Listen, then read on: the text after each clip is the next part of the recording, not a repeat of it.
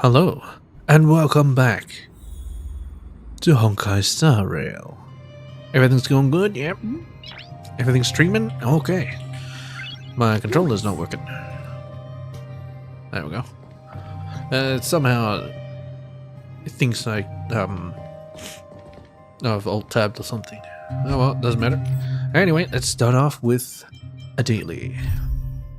Bored to death, Gilbert. Still main restricted zone, seems troubled. Well, I have quests there, so hopefully it doesn't trigger the other quests. Alright. I'm totally later done. Okay, these two just slacking. I already spent all my resin, or the stamina, or power. Well, why name it different things? It's just gonna get complicated.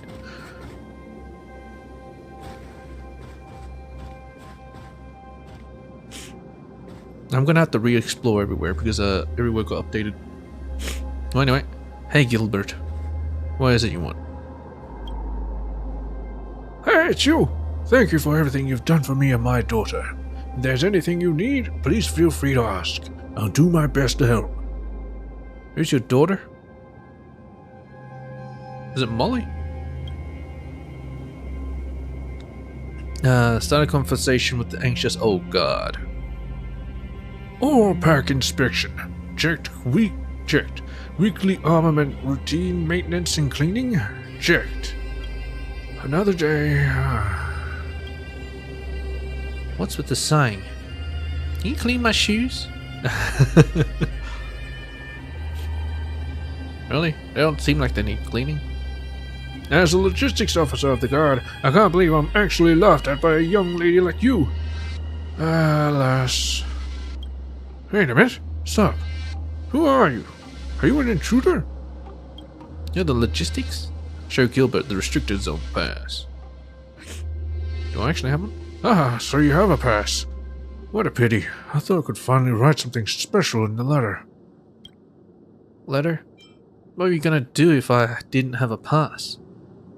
No, I didn't intend on doing anything. And I'm not lying to you now. Wait. You look young, but your face seems to suggest you are quite experienced. Can you do this old soldier a favor? To tell you the truth, I am only a few months from the end of my service. Then I'll be leaving this restricted zone soon. Wait, you can retire? I thought they all die young. I want to write a letter to tell my wife and daughter the good news, but I really don't know what to write about. I have served in the army for over 20 years, and I have been working in logistics this whole time. I have never been on the front line once. In the first few years, I still thought this job was easy and comfortable, but the longer I stay, the more useless I feel. Well, if you don't mind, can you share some exciting adventures with me? I don't want my daughter to think that her dad is a useless old bum, but my imagination is really limited. Ah, so he's thanking me for something I haven't done yet. Come on, man, immersion broken. Alright, let me think about it. Really? Thank you. Thank you, young lady. Where's my paper and pen? Ah, here. Found it. Okay, we can start when you're ready. Alright, let me put on my story cap.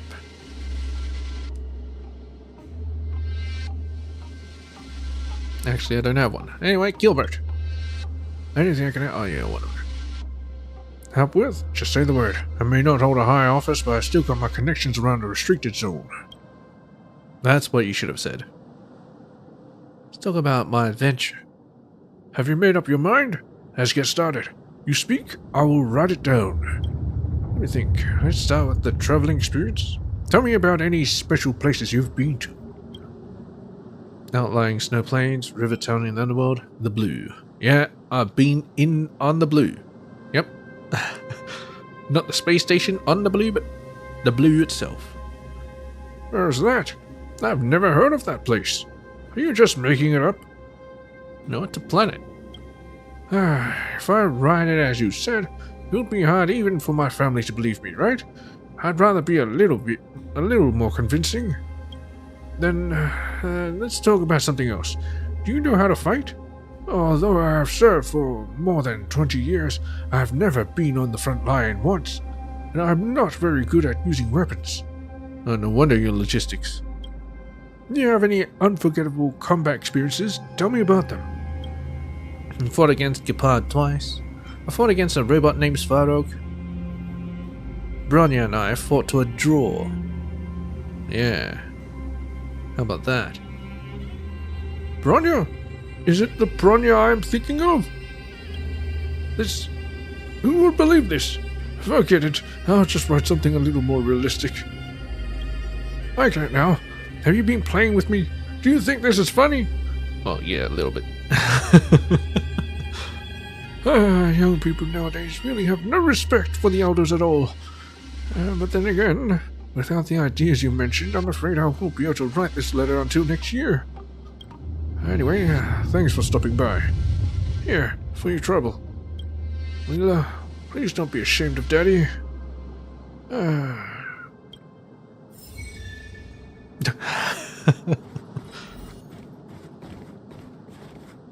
well. Claim, claim, claim, claim. That's all that done. All spent. Wait a minute, I have 11 out of 8? What? Huh, that's a bit strange. No. Yes.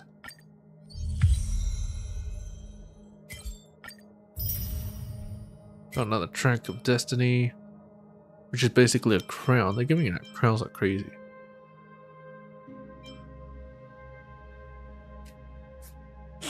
Actually, I'm not sure if that's a crown.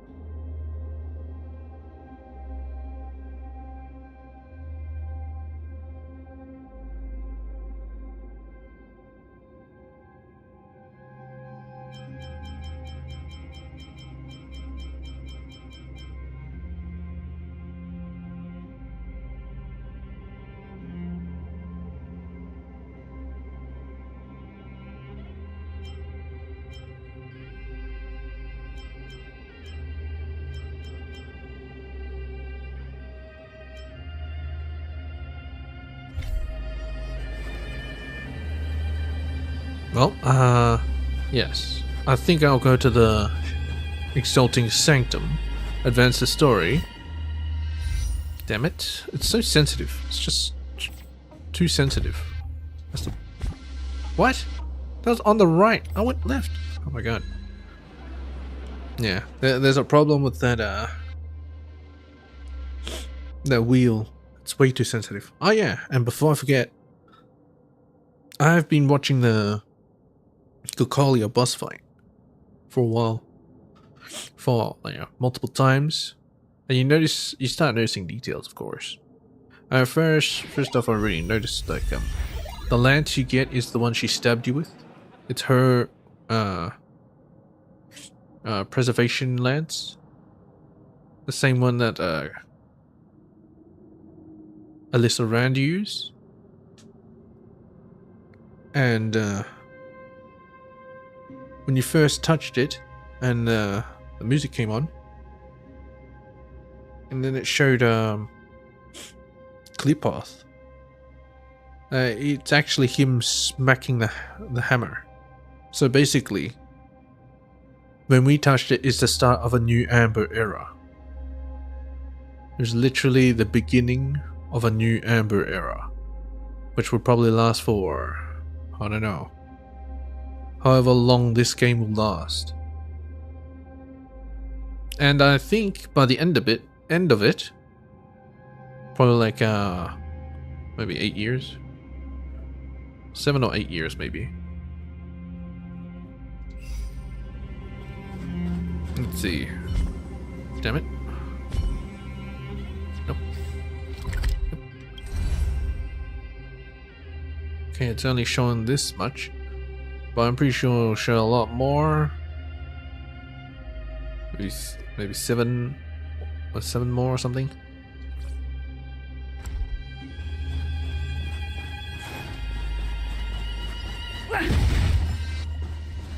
Yeah.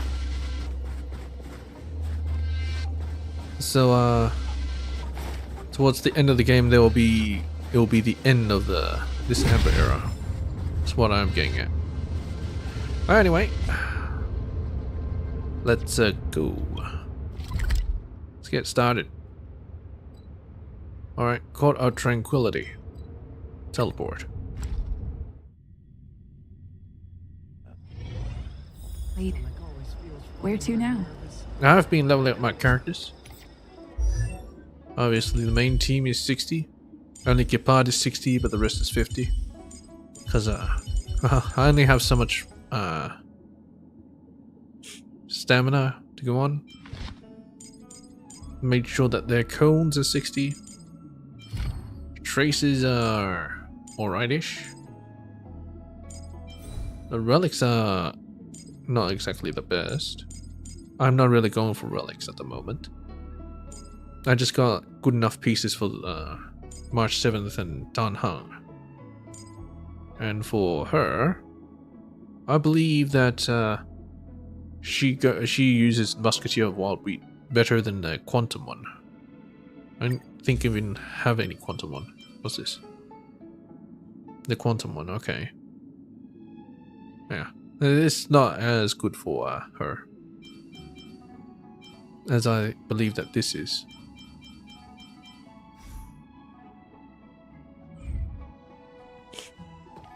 Well, anyway, yeah, that's that.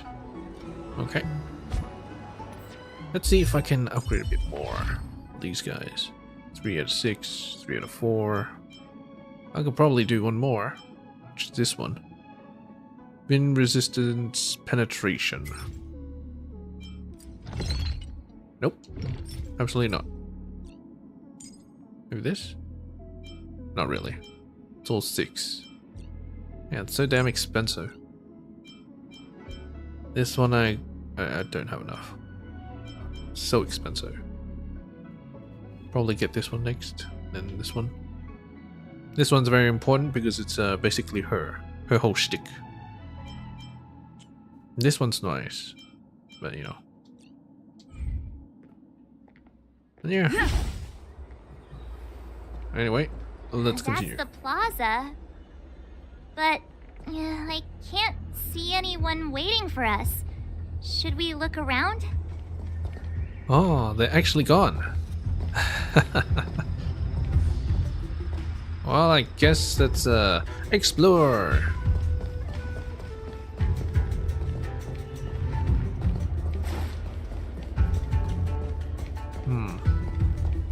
You know, maybe owner of Oldie's Depot. Investigate. Please return to accessible area. Must be from other patches. Then you can actually explore more. Instead of exploring this area, I think instead I'll explore the previous era. You know. It's that book. You know the book? It's getting late. Where to now? This thing. Ming Ming? That's new. Well, anyway, what was I up to? Next page. Next page. Shinto Quarterphone. I think I'm up to this. Yep, I am. Shinto Quarterphone. Shinto Quarterphone is a kind of traditional folk art. The name comes from the performer who has to play a quarterphone while reciting along at the same time. Hence, Shinto Quarterphone. The lyrics and rapping of this style convey a vivid, ambience of everyday markets, mainly using urban slang and sometimes even lacking strict rhymes. Its themes cover a wide range, from heroes of yore to passionate romance. In my humble opinion, Shenso Quarterphone has the highest barrier to entry for any local folk art. Not only do prospective artists need to be nimble in speech, but they also have to be excellent performers. One solo performer has to play many characters, distinguishing each to the audience by using only recitation and rap. Not just that, but it's called quarterphone for a reason. Extreme proficiency in playing the Shenso quarterphone is naturally a key requirement. Despite having only 3 strings, a Shenso quarterphone performer can use them to subtly evoke thousands of different moods, scenes, and emotions. I'm not talking about merely stringing along on a quarterphone here. When I was young, I heard Master Chiju's quarterphone tale, Jingyuan's First Hunt, by Young. I was almost 300 years old, but her superb acting and outstanding musicianship still move me deeply to this day. Now Master Chiju has already entered into the Hall of Karma. I'm guessing that, they're gone? They have moved on? Passed on? What have you? Some new performers have honed their craft over the centuries to also perform this masterpiece to perfection, but I truly still prefer and yearn to hear her rendition of Jingyuan's First Hunt. Okay, cool story, bruh. I don't know what a quarterphone is. Related to Foxian drum chanting. I'll read 3 pages. Actually, after this I'll see how many pages are left. Foxian drum chanting is the youngest out of all the Shenso regional folk arts. Its origins can be traced back to the first Foxian merchants banging pots and hawking goods out on the street when the Foxians first joined the Shenso alliance. Performers strike drums while singing with the rhythm. It's almost exclusively a singing art, with almost no spoken word. Foxian drum chanting themes closely align with the ethnic characteristics of the Foxians, who praise heroes and romance while singing of passionate battles and ardent emotion. However, compared with the simplicity of Shinto quarterphone, Foxian drum chanters usually adopt serenely beautiful and boundlessly evocative lyrics. But I don't think this is a contradiction. After all, one of the earliest Foxian drum chanting songs is the Foxian traditional epic of the Old Verdant Home. Verdant Home. Old Verdant Home. Old Green Home? In recent years, 2 Foxian drum chants have become quite popular. The Cloud Knights Against the Borisin, with its depiction of historical heroes, and the soft, joyful romance of Foxian Bewitched. If you've got the time to spare, I recommend you give them a listen. Alright, how many more? Vidyadhara Elegies? Crosstalk? 1, 2, 3? Okay, there's 3 more. Oh, I'll leave them for later. Alright, let's head back. Yeah, I think I'm gonna do the event. It's getting late. Where to now? This one, Everwinter City Museum. I think I'll do it... not the stream after this one, but the stream after the next one. Everything should be unlocked by then, right? Yeah. I can do it all in one go.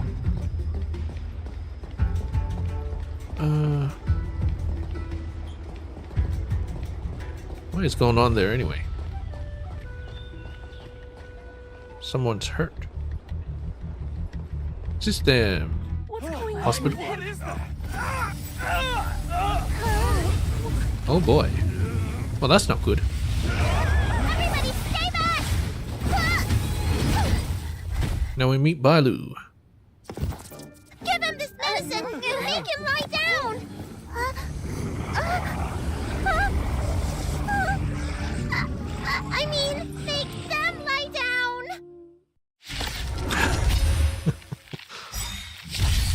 Let's make it quick. So they already been rebirthed, right? Luck of the draw. Freeze and victory! This is our chance. Wait a minute.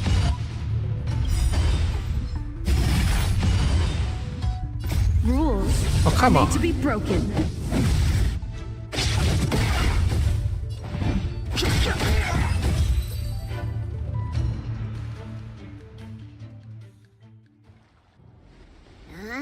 That'll teach you a lesson. Ready to lie down now? I think they're dead. Thanks for helping to stabilize the patients. Your assertive sedation techniques are quite effective. Yeah, they're dead. Assertive sedation techniques? Does she mean beating people up? No, she means killing them. However, these Cloud Knights were already sick, and now they're injured too. I've got to bandage up their wounds, realign their bones. Ugh, as if I didn't have enough on my plate. Aren't you a little young to be realigning bones? I'm gonna need to see some qualifications.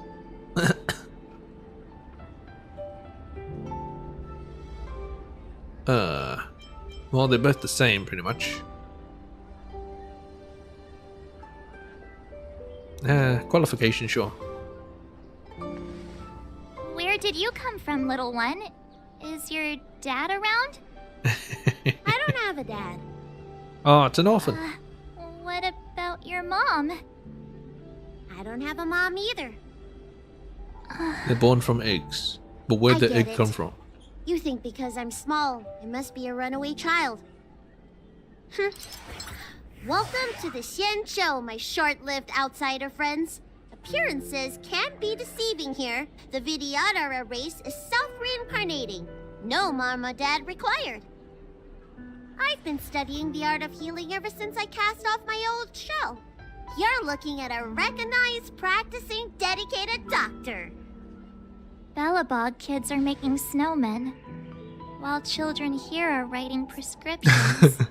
Still the children. Things haven't been very peaceful in the lawful recently. Make sure you don't go running around, right? Well, your general gave us an errand, so I'm afraid we have to. Well, seeing as you saved me just now, if you're unlucky enough to acquire any breaks or sprains, I'll treat you for free. As for Free medicine, healing. I'll give you a 20% discount. That doesn't sound very free. You're still charging us.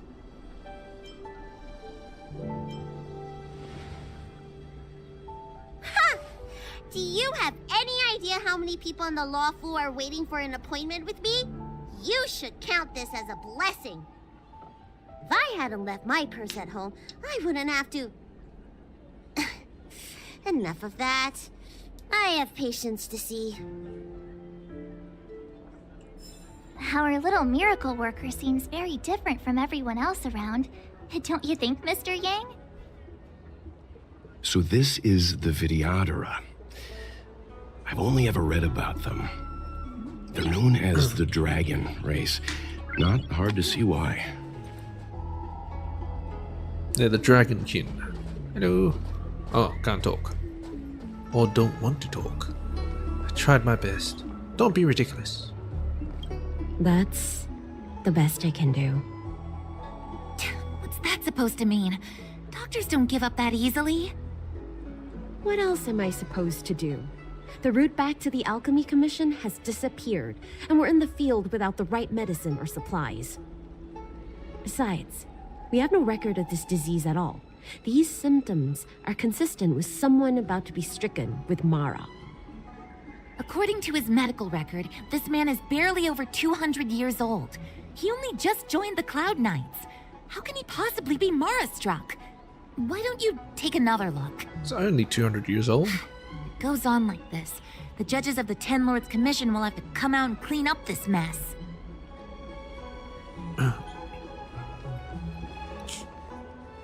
Hurry. Find beds for the patients from the other delves and stabilize them. Remember to minimize contact. We don't want your people to succumb to the same evil. Yeah. The Realm Keeping Commission is out in full strength. What about the Alchemy Commission? Why are there so few of you here? Do you mean out in full force? Hey, Missy, does this look like a classroom to you? Concentrate on treating the patients.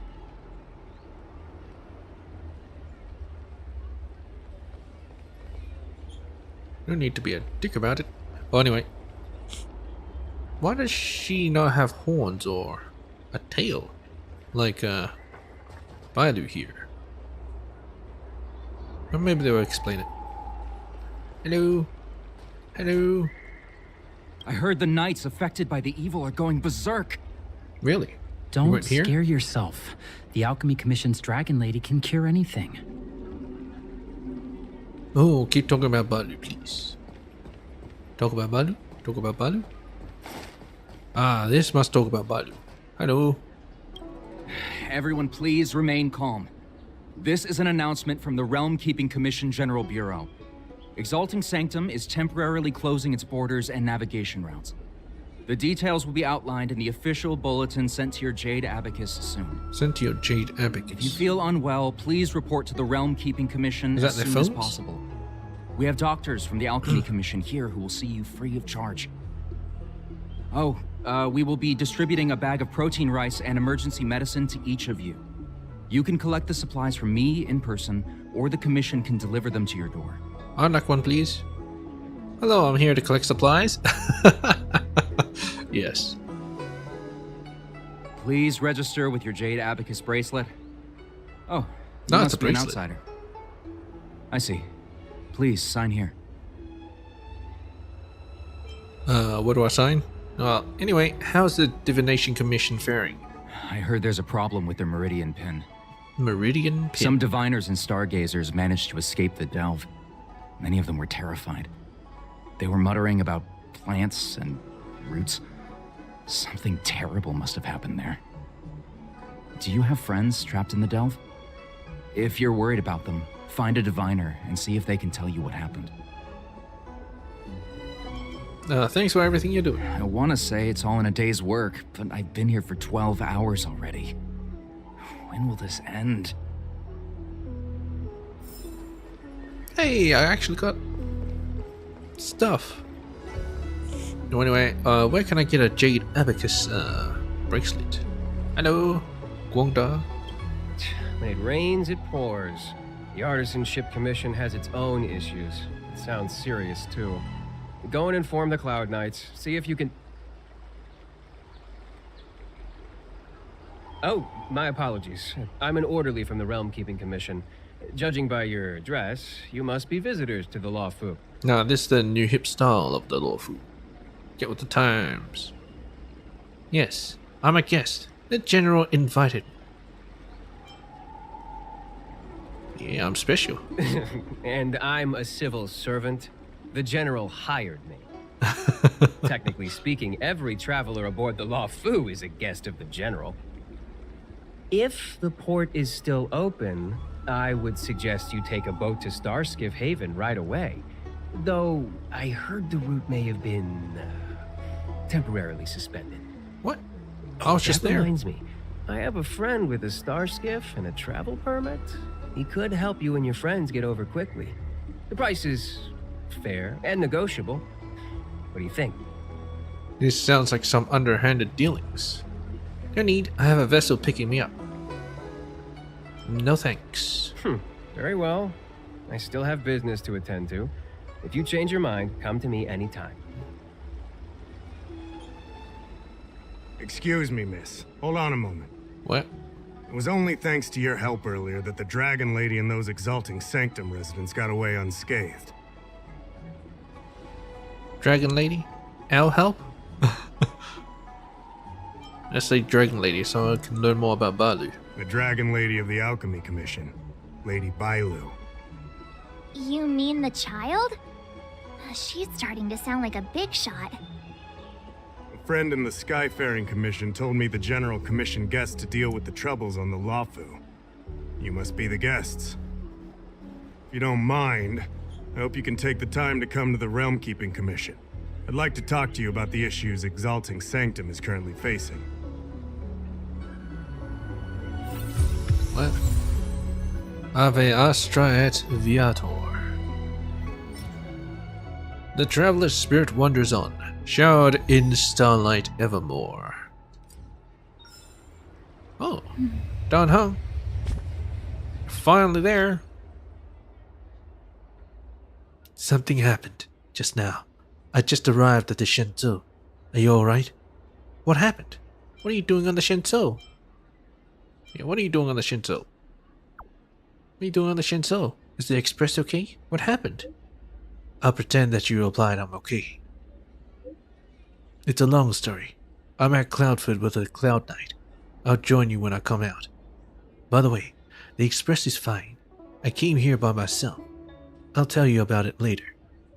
I'm very interested. Tell me the details. Cloudford. Wait a minute, is this a quest? Wait, what? Exploratory excursion. Challenge. What? Unlock Don Hung's story part 1. Excuse me?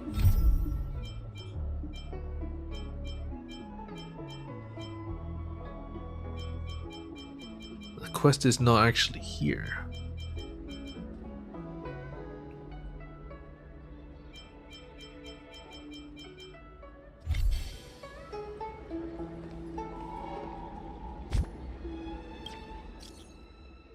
Well, I think I have to do this.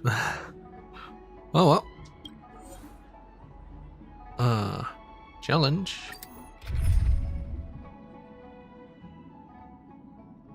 Yeah.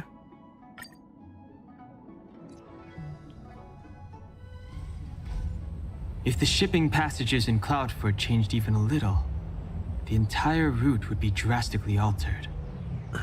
Do you two know the way? I do not. I came this way. I know it like the back of my hand. Just follow me. Back of her hand? So, silent but deadly. Let me know when you're ready and we can set off. Alright, in a moment. Sushang. Hey, silent but deadly. Where are you going? Why didn't she say that? Why didn't she say nothing? Hello, Lucha.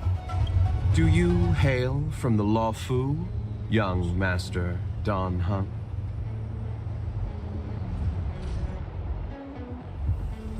Remain silent. Apologies. Forgive my curiosity. I do often struggle to judge the boundaries of small talk. I hope I haven't offended you. Why do you have a coffin? And why does it look like the Oath of Judah? Ish. Please do. How much do you know about the Lawfu being sealed off? Almost nothing. I was scheduled to leave the Lawfu when I heard there was a disturbance. Miss Sushang here is a member of the Cloud Knights. You could try asking her. Suppose. Who is this Cloud Knight girl? Her name is Sushang. She apparently just transferred here from the Yaoqing. Yeah, I remember Every that. Senjo ship operates individually, but the Cloud Knights are all commanded by the Marshal. Therefore, it's normal for knights to transfer between ships. I have other questions. Let's talk about you. Me? Yes. You don't seem like you're from the Shenzhou. Where have you come from? Merchants don't belong anywhere. We wander and make the stars our home. But if you're curious, within the Alliance, I'm registered at the Xianzhou Yutre. Within the IPC, I'm registered at the Star Unity Mall branch at the North Valley Star. Therefore, Luocha is just the name I use within the Xianzhou. Outside of the Xianzhou, I use something more difficult to pronounce. I'm guessing you want to know that name too? Yes. Yes. Wait. Are you gonna tell me? Oh, well, whatever. You have pretty good fighting skills for a merchant. The universe is a dangerous place. The IPC and the Alliance only provide for our safety during interstellar travel. On-site security is dependent on our own capacities. As such, I had to improve my swordplay and healing skills. You are also a wanderer, young Master Dan Heng. Surely you understand. Surely. What's in that coffin? A story of ill luck. I found myself embroiled in a conflict and ended up owing a favor. Now I must assist in delivering these remains back to the Xianzhou. It would seem I am a magnet for such misfortune. I thought I would be safe on the Law Fu. But now... I have other questions. Never mind, excuse me. Of course. He is way taller than the coffin. So whoever's in it must be small. Small like... Yeah, I don't know, maybe a bit smaller. Yeah, that's about it. Oh my god, is Ching Chue in there? Oh my god. Anyway, whatever. How's Stelmisher up to? Almost see eye to eye, huh? That's pretty nice. Also, I gotta love the fact that you can use light cones, and they have their own signature weapons already. That's a nice touch. I like that. Su Shang, hello. Is there anything under? Nope. Silent but deadly. Are you sure that nickname isn't annoying you? Remain silent. Of course. I mean, you're kinda living up to the first bit right now. We can move out anytime. Let me know when you're ready. The deadly comes later when I actually get enough trace stuff and relic stuff. I'd like to ask something. Go ahead. I'll tell you everything I know. Yeah, not so silent now, am I? How much do you know about the Luofu being sealed off? I heard they found an antimatter Legion bomb. Bomb? Out of safety, they locked down the entire ship. Oh, you mean only it's still reopen wrong? it after they've removed the bomb. I don't know if all that's true, though. Anyway, the higher-ups didn't say anything. They just got me to evacuate the civilians at Cloudford. Have you met this Luo Cha before? Nope, I met him when I met you. But now that you mention it, maybe I did see him somewhere. He seems a bit familiar. Yeah, almost like What would that have been? maybe at a Colliston, maybe? I don't know. I have other questions. Let's talk about you. Me? There's not much to talk about. Really? When did you join the Cloud Knights? Not that long ago. But I've been receiving strict Cloud Knight military training since I was a child. My parents are both famous on the Yaoqin. I wouldn't be here otherwise. They've been training me ever since I was born. Don't look down on me just because I'm a new recruit. What's your last name? Wouldn't happen to be Li, would it? You're from the Yaoqin? Yep. Have you been there before? No. I feel the Yaoqin and the Luofu have different characteristics. I might be a Luofu Cloud Knight now, but I still think the Yaoqin is better. Oh. For example, when it comes to leadership, I don't think General Qing Yuan is as reliable as our Madam General back on the Yaoqin. Got a name for that Madam General? Actually, forget about the last sentence. Just pretend I never said it. Only if you tell me the Madam General's name, good dang it. I have other questions. Let me have a think first. Okay, but think fast. Okay. And I thought it. Let's go. Well, can we move out? Yeah, let's go. I'll lead the way. You two keep an eye on our surroundings. Not exactly my expertise. I'm just a traveling merchant. Wait a minute. This is life and death, okay? You look like you can handle yourself. How come you're so lazy? Bold of you to assume my appearance betrays my nature. So what are these guys doing? Hello? Hello? Huh? Su Shang, what are you doing here? I have orders to evacuate civilians. See these two behind me? I need to get them out of here quickly. It's too dangerous. You can say that again. Some comrades were injured by monsters in the vicinity. They only just made it out. I'm taking up the rear. I should be out of here soon. You guys should hurry. So shouldn't we go behind you guys? Well, why are we going over there? Wait, what? Where is this? Dang it. Hello. Hello. Now's not the time to get distracted. What are we going towards where they're defending? That doesn't make sense. Oh well, whatever.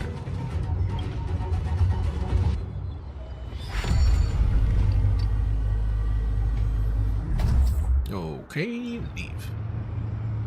What's up here? Oh, don't go running off anywhere.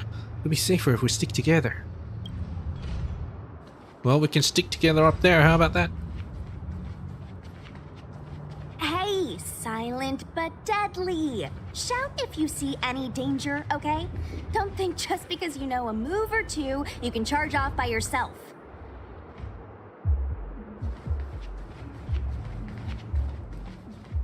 Oh, that's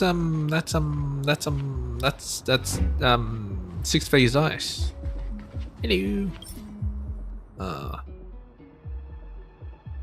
Fire. I don't have fire. Oh boy. I guess I'm just gonna have to kill him.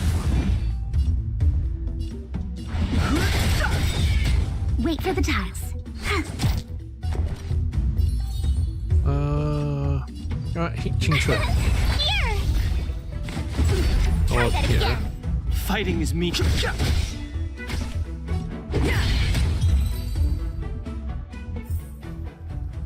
Past victories don't guarantee future ones. Alright, fine. Ice. Oh, quantum. Oh, there's so many of these. Rules are made to be broken. I've no interest in conflict. Choosing strike. Oh crap, he revives. turn. You know what, hit your chair again. Oh, god damn it.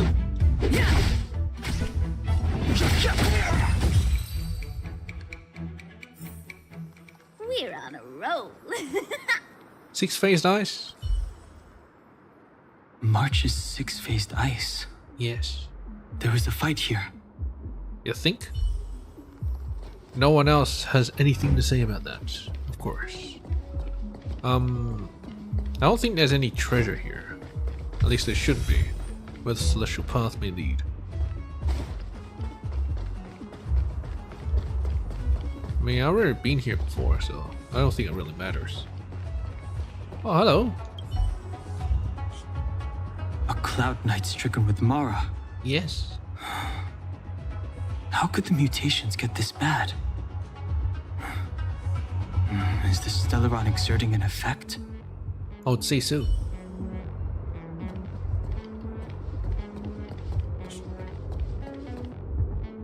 There's supposed to be a passage. Why can't I see it? Because it's blocked. Somebody used the cloud forward control panel to block the road with containers. Oh. Guess that'll be me. Who did this? I'm terrible with machines and stuff. Hold on. How do you know? I'm a traveling merchant. I've been here many times. Now, For a Cloud Knight to be unfamiliar with the local topography. He's more familiar with you, it. I was only she is. just transferred here from the Yaoqing. I don't come here very often. She says she knows it at the back of her head. Oh well, whatever. Yeah. So I went in there. Of course. That's kind of nice. I didn't even remember about this road, or even know about this road. I think. Controller. Well, move left.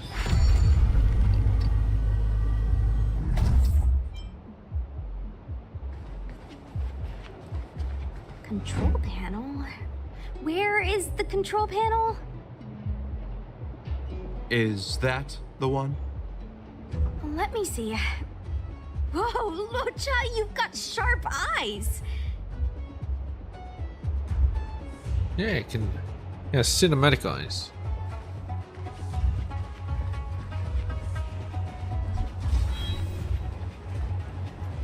I would say it's the same map, but you know, I'm rediscovering these anchors and it's making me a little confused. Oh, this is where I need to go. Nothing. Nothing. Nothing. Nothing. Hello.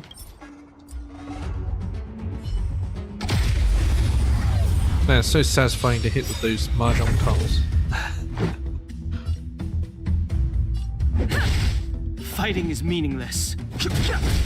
Choose from strike.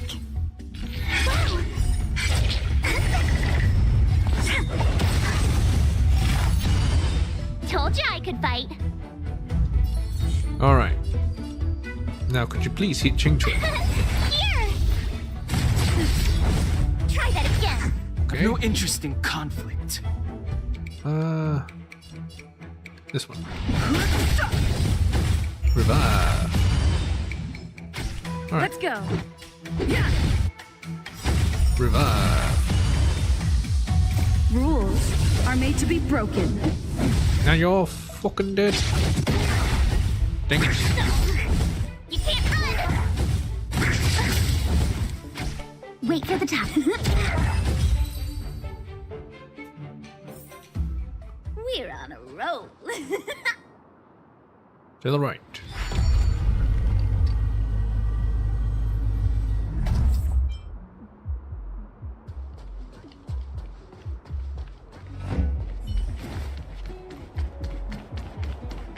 I wish I had Su Sheng as well.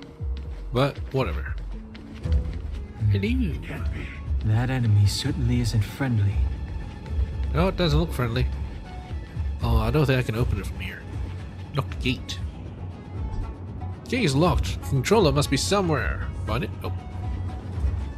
Must be where I'm going. Nope, I don't think that's a controller. Well, anyway, this guy is really blocking my path. Okay, ice. That's the way. This will strengthen our position. Huh, crash now? Stay alert.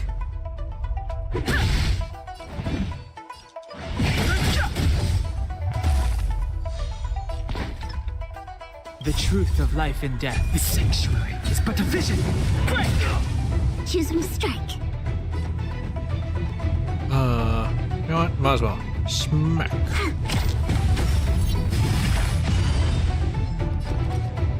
I don't think there's a point hitting him. Let's put a shield on. Dang it, I actually want to put on Dan Heng. Never mind. I want to put it on myself. Try hard, son. Watch this awesome move. Fighting is meaningless.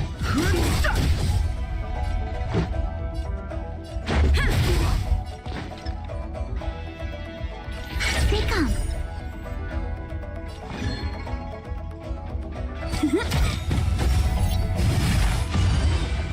My turn. I'll break him with wind.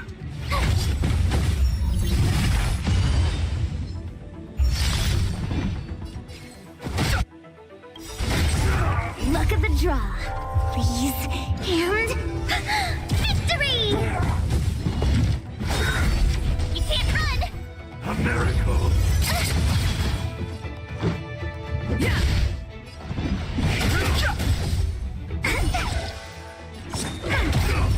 Tough luck running into.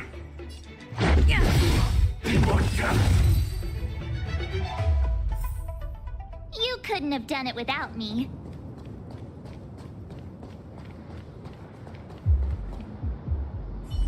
Ah, it's this. Alright, let's see. Let's move the outer one first.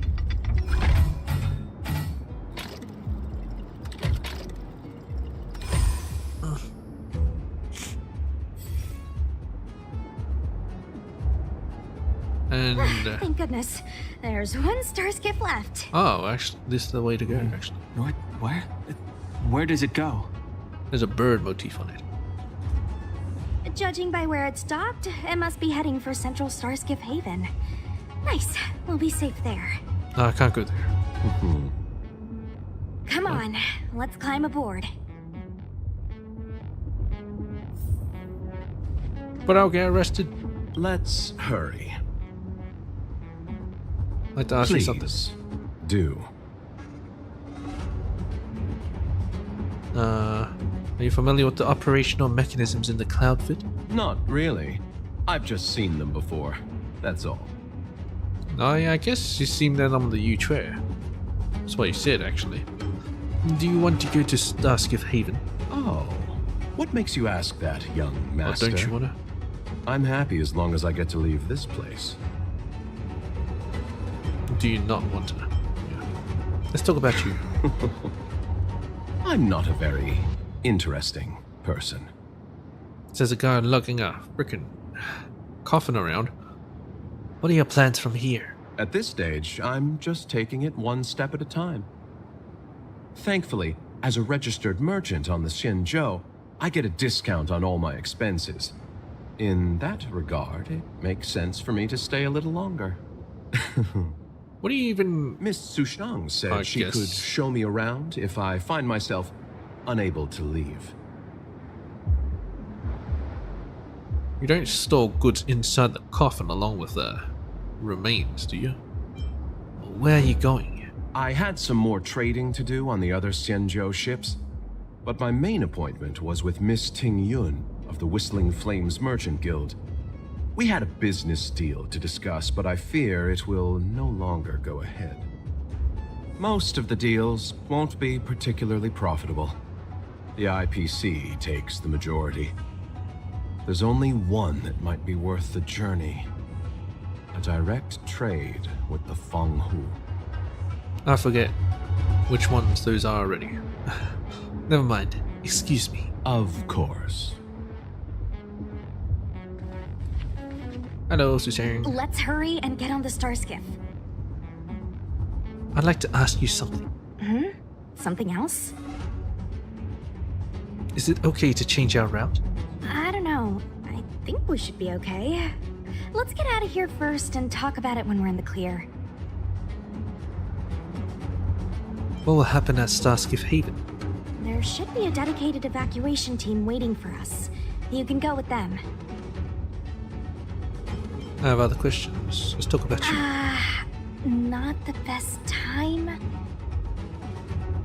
Thank you for guiding us all the way here. No need to thank me. Just a Cloud Knight doing her job.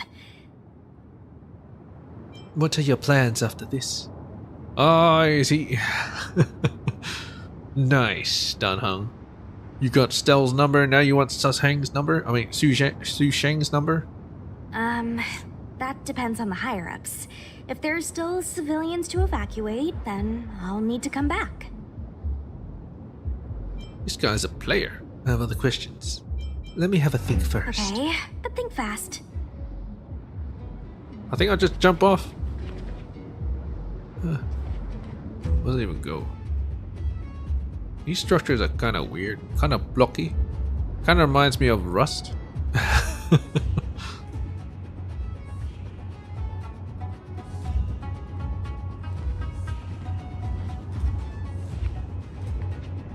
What is this supposed to even be?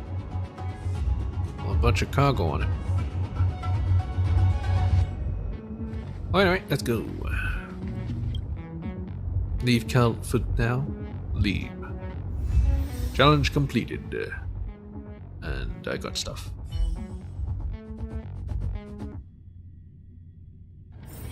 It's getting late. Where to now? I think... Oh, wait, everyone's gone. By doing that, I won't be quest locked or whatever. Guangda, realm keeping orderly. 2 centuries passed, and then 2 centuries more. If I don't get my promotion, I'll undergo my hatching rebirth soon. Promotion? That's a real shame. In your next life, go all out. I'm afraid that I'll be a lowly orderly in my next life. I started to wonder how exactly things ended up during my previous life. That's enough for now. Let's not linger on such a morose topic. I'm Guangda, a lowly orderly from the Realm Keeping Commission. If you have any issues to handle, I suggest you visit our Chancellery's offices.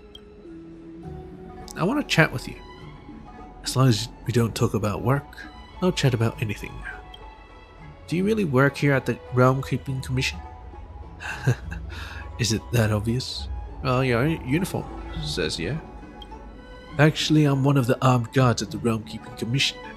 There's usually nothing much to do, so I just stand by the door and keep watch. Can you just say that you are an orderly, though? Where's your weapon, then? No. So, the Realm Keeping Commission doesn't actually have any armed guards, and I'm just a lowly orderly after all. Shame. What do orderlies do then? So you're really interested in that, huh? Alright, I'll tell you. It's really simple, actually. Diplomatically, we say we carry out executive orders, but really, it's just a bunch of menial tasks. We slog through chores, run errands, and get paid the lowest rank of wages. Do you know this old Shinto saying? Starships need to fly high, but not burn energy? This saying sums up the life of us orderlies at the Realm Keeping Commission. What sort of place is the Realm Keeping Commission? Oh, that's a great question. Let me think. On the surface, we're the department that handles general affairs aboard the Shinto. There's census, resource allocation, environmental protections, time calibration. We get up to all of these kinds of things. Sounds pretty incredible. So what do you actually get up to on the sly then? I know, more chores, right?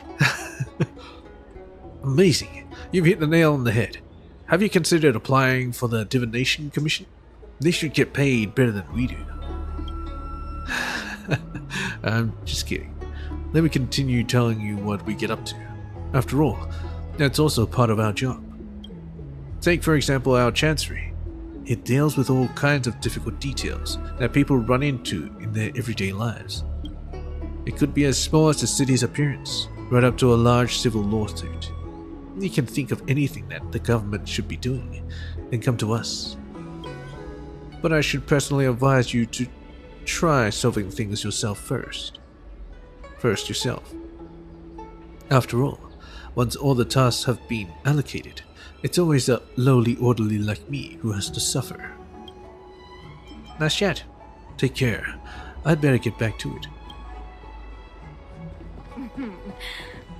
Drop by the Realm Keeping Heard Commission your fur baby if you got need lost. Wait, what? Just finished registering with the Realm Keeping Commission. They're good at catching stray pets. And that's all they're good for. Oh, they don't quite like it, huh? They don't quite like them. Looks good. I sense some tension there. You know what? I might just explore the outside before I head inside. Let's to the plaza area right here. I won't get up the stairs. Hey, these ones. Fully. Oh, Fulai.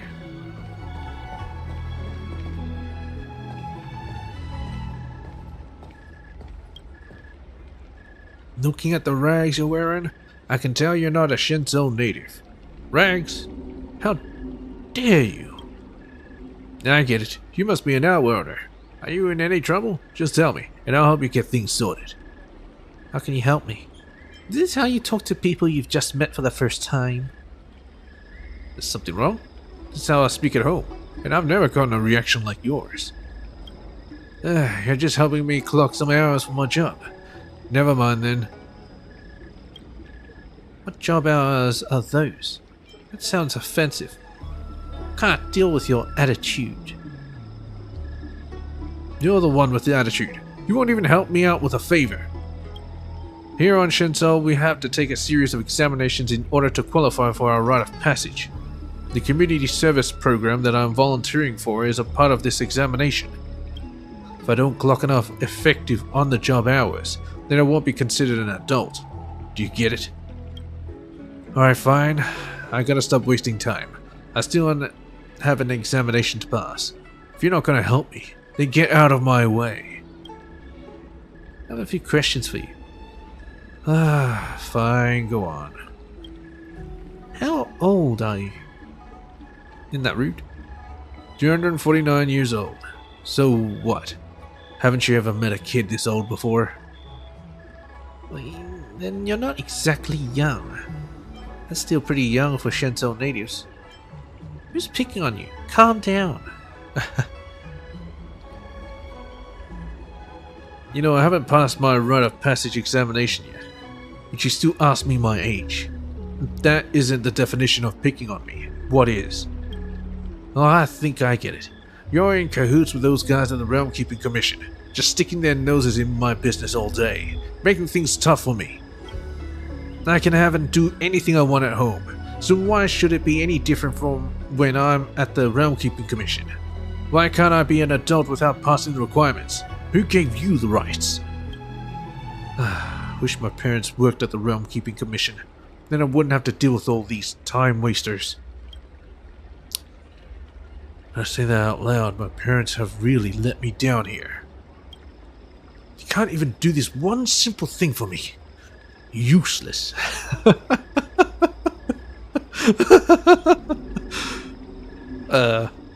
Is this me?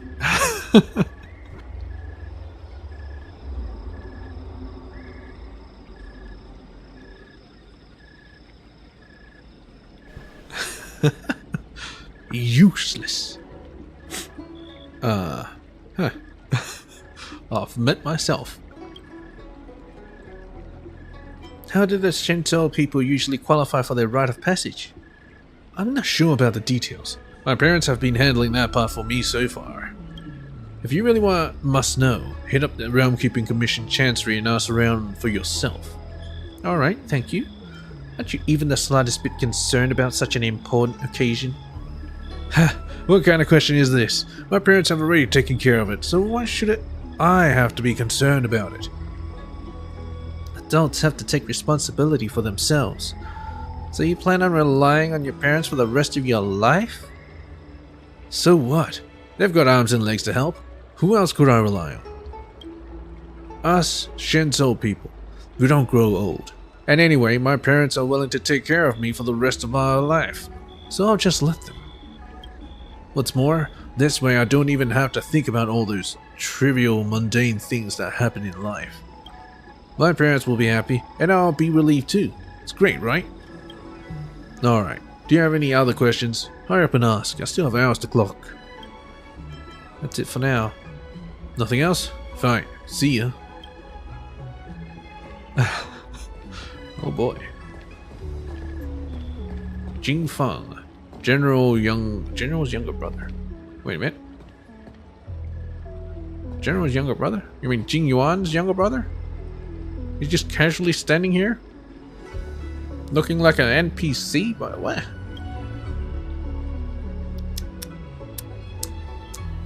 This young lass is dressed to the nines and looking fantastic. Sorry. I haven't even introduced myself yet. My name's Jing Feng, and I'm the younger brother of General Jing Yuan from the Luofu. I don't really get up to much, but I love making acquaintances with elites like yourself. I can see you have exceptional attitude there, young lass. I can see you're the kind of person who helps the needy, just like me. I never thought I'd meet such an honorable soul here in the exalting sanctum. This is simply a gift from the gods. Chance encounters are far better than planned ones. I, Jing Feng, would like to invite you, my lass, to the Sleepless Earl over on Starwatcher Avenue, or even cover 20% of the bill. Only 20? No. How about chipping 30%? Oh, what a high roller he is. Of the bill. That should be good faith enough, right? This is how Shinto people try to flirt. If you want to leech off others, just say so. The Sleepless Earl is quite far away from here. Ooh, 30%? Don't mind if I do. Hell, Stella will probably do it for 10%. Who cares about that? We could just hire a taximeter Starskiff. I've already given you so many praises. What's a little taximeter Starskiff fare to you? Oh wait, I'm paying the Starskiff? It better not be more expensive than the frickin' Sleepless Earl. I get it. A young lad should be wary of a stranger like me, but I'm the dear brother of a famed general, so there's no way I could ever trick you. If you don't believe me, ask around the exalting sanctum about me. Everyone knows the name Jing Feng around these parts. Jing Yuan never mentioned any brothers to me. Then I'll go to the seat of divine foresight then. Yeah, Jing Yuan never mentioned any brothers to me. That just means Jing Yuan doesn't realize how famous his dear brother is. Okay. Jing Yuan? Jing Yuan? You're the one who's been running around with the Cloud Knights? Locking up crooks, right? Pardon me, I'm the one who didn't realize how famous you are. All that stuff I was saying about generals and brothers, I've been feeling dizzy. I was just spouting nonsense. Please, ma'am, have mercy on my soul. Now let me ask you this. Yes? Is that 30% still on? Where exactly are you? Since you asked, I'll level with you. My real name's actually Jing Juan. Jing Juan? I'm not from any famous family or anything. Nope, I'm just a normal Shinto citizen. In our local tongue, Yuan and Juan sound kinda similar, so people always joke that I was related to the General Jing Yuan. A light bulb went off in my head and I thought this might be a good way to scrounge a few credits out of people. Unfortunately, after running a few scams, all the shopkeepers had me figured out. I ended up changing my name from Jing Juan to Jing Feng, so I could keep on spinning this side hustle. What difference does a change make? Keep on spinning this side hustle? Think about it. Shinto people live for so long, how could they possibly remember some little punk that they bumped into just once in their life? By changing my name, I could run the same hustle all over again, and keep on spinning my side hustle. It's just a shame that all the credit I've built up around this name is about to be completely overthrown. I have to figure out what to do next.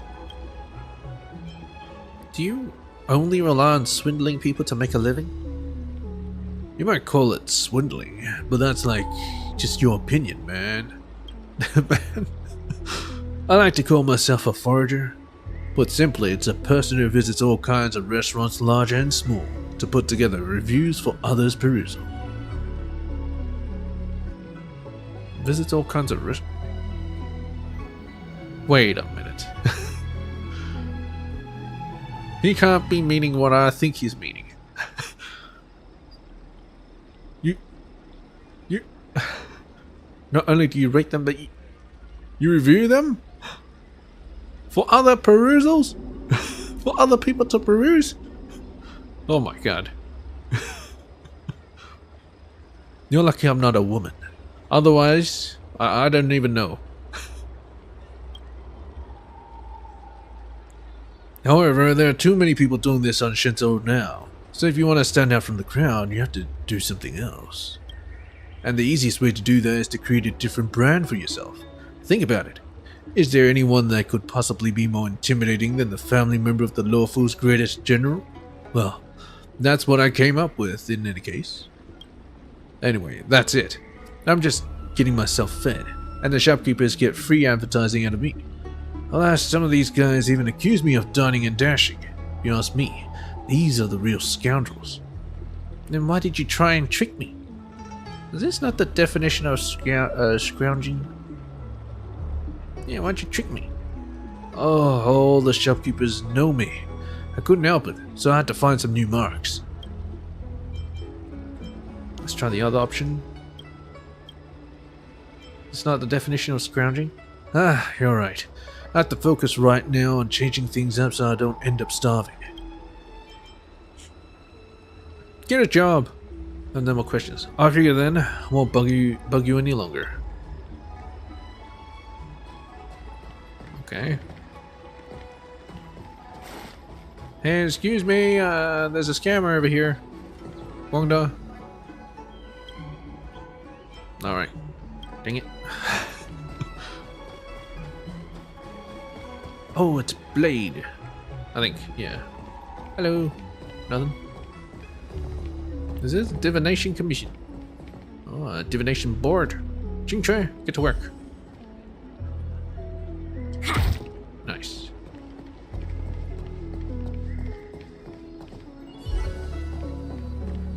Yan Tui, Spices Supreme's chef. Hello, guest. Sorry to bother you, but I noticed from your attire that you're an outworld traveler. Do you have any unique ingredients or recipes that you can tell me about? I don't do my own cooking. It's all home-cooked fare. Nothing special. Have you heard of interstellar locusts? Yes. I've eaten them before. They didn't taste great though. Thanks anyways. I forgot to introduce myself. I'm Yan Chui, head chef and owner of Spices Supreme. The restaurant's not busy right now, so I'm taking a break here in Exalting Sanctum. But I couldn't take my mind off developing new dishes. Xiangling.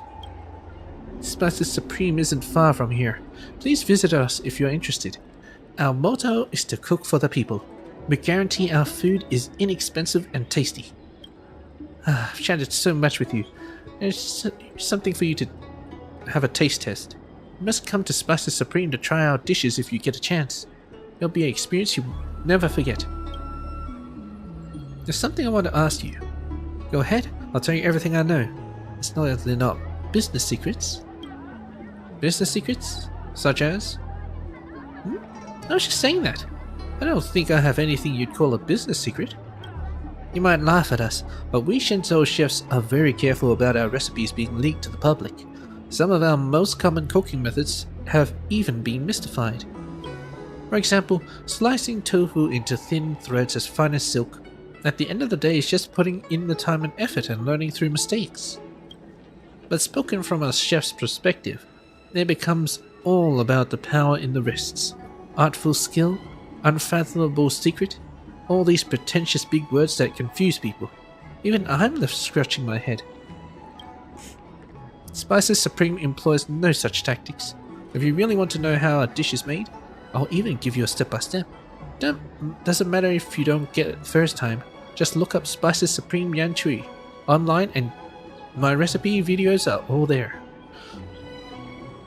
I wonder what happens if I actually do YouTube that, or Google it.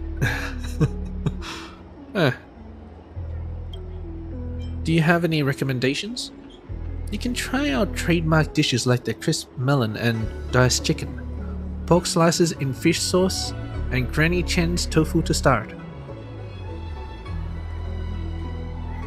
Is Granny Chen supposed to be Mapo tofu? These are all famous dishes that have withstood the test of time. You can't go wrong with them. Everyone's tastes are different, and my recommendations might not suit your palate. But we've got myriads of flavors, so I'm sure there's one that'll pique your fancy. You know that a Shinto native's life is long, so they are very particular about variety in their pursuit of flavor. Every Thursday, we've got an Odd Taste Thursday event, where we serve some dishes with rather interesting flavors. It's to provide some variety and fun for Shinto gourmandizers. Is that a word? These new dishes may not be tasty, but they'll definitely leave you with an unforgettable experience. Yeah, they'll kill you. What's your favorite dish? I'm ashamed to admit that though I run a restaurant, I'm actually quite picky about my food. There are some things I don't eat, such as animals who can't defeat me. I'll never eat those. Animals that can't defeat you? Defeat you in what? Well, like rabbits?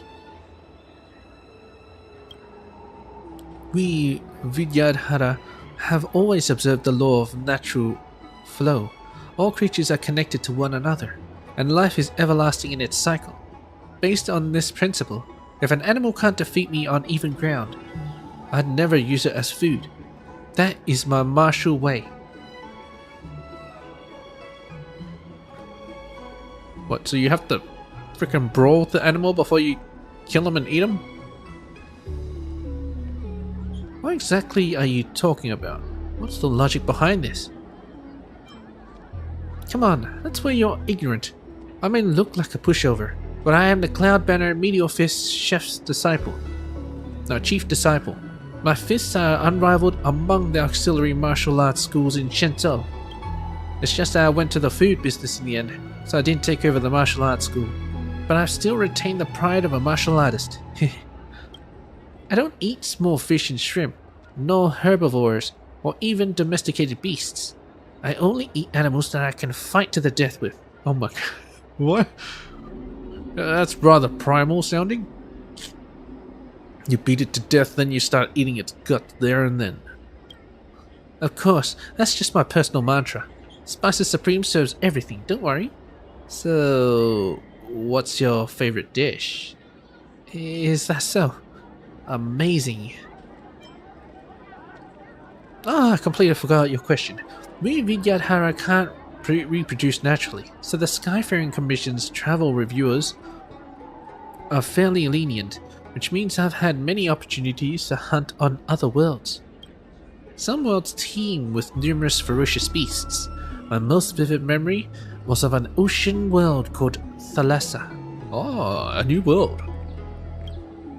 It had a giant airborne beast called a six-eyed flying fish. Airborne beast? Fish? Six-eyed? I stood on it, and we were locked in battle for hours. It was a miracle it didn't swallow me whole. Did you just go to this planet to beat a giant flying whale to death? Just so you can eat it? The fins of that fish were delicious beyond compare. That fin stew was the tastiest dish I'd ever had. Apart from that, I'd also like deep fried flying sea anemone, fruit wood grilled shantak, moa drumlets, viscorpus sugar balls stir fried with cured meat. Alright, these viscorpi might be really tiny, but they sure can conjure horrifying hallucinations. What a ride! She likes to get high? What? Sorry, very few people ask me about my ingredient-seeking escapades, and I got carried away. Okay, about Spices Supreme. You're wondering why I opened this restaurant? Well, it's a long story. The IPC and it had this subsidiary company 100 years ago which sold conveyor belts, and they had an inter-astral gourmet association. What, the Gourmet Supremos? That went around and raided all the eateries throughout the whole galaxy. Oh, like the Michelin Man. Yeah. If you get 1 star, you're part of the inter-astral selection. If you get 5 stars, then you're the galaxy's finest diner. Across all the Shinto ships, The only place to ever get 5 stars from them is Dragon Palace's kitchen on the Chu Ming. Being Vidyadhara, I thought I had to go and support the business of my kin, especially when they received such honors. But that place charged hundreds of thousands of credits for portions that won't even be filling for little birds. Would you believe it? That chef even put on this pretentious air and told Outworlders we Vidyadhara are indifferent to the trappings of fame and fortune, which is why we eat like this. That was too much. That's when I determined to run a restaurant that goes completely opposite of everything I stood for.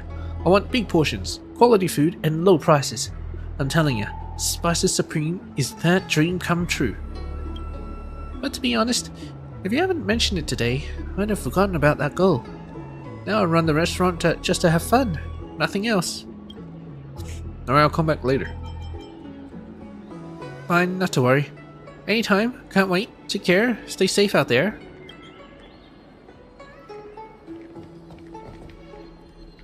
Okay. Wait a minute. Doesn't she fight with things? She only eats animals that she can't beat in a fight? So how'd she end up eating that whale? The Wafu is famous for its mung bean soda. Eat up. You've gotta give it a try. This tastes horrible.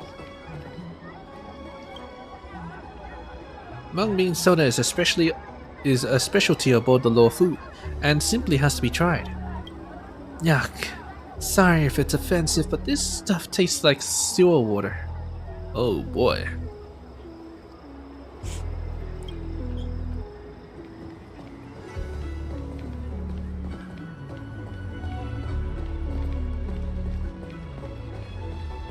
Do you know how to fix a star skiff? I'm not a mechanic. Useless. I like her already.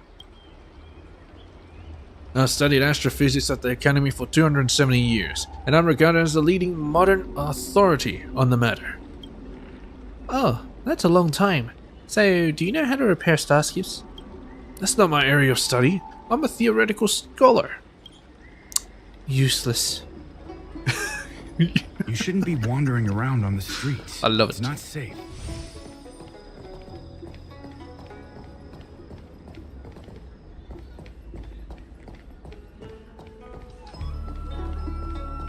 Lian Yan, owner of the Oldies Depot. Toys, doorbells, flexible displays, shelves, refrigerators, extractor fans, starships, jade abaci, massage chairs, second-hand or broken, I buy them all. What song are you singing? Clapping in rhythm. Yeah. That's a song? Toys, doorbells. Wait, don't just clap along. I'm hawking for business. We clap like that, people will think it's a street show. Why not both? Oh yeah, by the way, I'm the Yan, manager at the Oldies Depot. And when I say manager, I mean I'm the only person there. It's just me and my small business. The Oldies Depot mainly buys and sells second-hand appliances, fixes up old stuff, and buys antiques. But Shinto people live so long that they have no interest in anything old, let alone bothering to fix anything. There must be something that's older than the Shinto citizens. So you buy trashed items. Do the Shinto people only like new things? Yeah, so you buy trashed items. It's just a title. Call it whatever you want. You don't seem to have anything old there that needs fixing. Don't tell me you've come for a chat. That's right, I just want to chat. Really? How curious. What do you want to talk about, or chat about? What's the Oldies Depot about? My teacher used to run it, but he handed over everything to me since it was almost time for him to undergo his hatching rebirth. I never cared for this place in the slightest to begin with. My master used to be so darn strict, a man of very few words, only smiling when he was handling antique items. If you ask him, renovating something old is the most amazing pursuit there could ever be. But these Shenchou people live on, just like stagnant water. Yet all the stuff aboard Shenzhou metabolizes super fast, like bugs in that stagnant water, flailing about fleetingly. He always said, heaven makes no useless people, and the world makes no useless things, meaning that nothing and nobody is ever truly a waste. So this little oldies depot is a place for people's keepsakes and old things. There's always going to be something irreplaceable that needs fixing up. Well, why don't the Shinto people like to repair old things? There are hardly any heirlooms aboard Shinto, or to put it another way, heirlooms aren't everyday items. Items used every day will never keep up with the long-lived Shinto people. Forget about all the hot new tech that comes out every week. Even mundane stuff like pots and pans rarely lasts forever. Fixing things takes effort. And their state of disrepair often requires great skill and a high price to get it fixed. Simply put, repairs are not cheap, and buying something new works out cheaper and more convenient. That's why it raises eyebrows whenever outwarders see an antique from centuries ago get discarded without a thought, and being taken in by us as trash. What made you take up this line of business? Do you like traveling? I do. I got through all the paperwork and went to this tourist resort off Shenzhou called Insumosu. Another name of a place, the Lhasa Insumosu. The people of Insumosu are special indeed. From their birth until their teenage years, they live on land and breathe with their lungs, but once they reach adulthood, they start to live in water and breathe using gills. Back during the Iron Age, when civilization had barely begun, the people of Insumosu constructed magnificent buildings on the seafloor. Fontaine? Right in the middle of them is a huge statue, rising up out of the sea and stretching into the sky. Every Insumosu local I met lit up in excitement whenever they mentioned that great ruin. They tell me how it's a totem for their civilization, one that records the noble histories of their great people. I later found out that the ruins were actually just 400 years old. In other words, all the time spent by the great ancestors of Insumosu to build this totem of civilization was far shorter than my entire life. I don't mean to talk down to the Insumosu civilization. Their underwater ruins are exquisite and truly magnificent. It's something that is both younger than me, yet has far more gravity than my life. Yeah. That's impressive they managed to achieve that much in only 400 years. That's all. I can see that you're busy. Alright, catch you next time. If you ever need anything fixed or if you want to buy and sell secondhand stuff, come find me. I actually do. Give me all the antiques. Anyway. Is that another chest I spy? Yes. Shopkeeping kid. Oh, collect. Your Realm-Keeping Commission. Without a doubt, the Realm-Keeping Commission is the one department that outwarders get to interact with the most. Checking resident cards on the streets? That's the Realm-Keeping Commission's job. Doing surveys for census records? That's the Realm-Keeping Commission's job. What about maintaining order for major festivals and ceremonies? Arresting thieves and inspecting the ecosystem of the Everhunt Plains? These are once again within the purview of the Realm-Keeping Commission. Finally, which department is in charge of issuing the updated star time standard when the Shinto is passing through the strong gravitational pull of a celestial body? You guessed it. It's the Realm-Keeping Commission. They do pretty much everything. Outwarders interact with the Realm-Keeping Commission so frequently that there was a time when I couldn't help but wonder if these notes about the Commission were superfluous.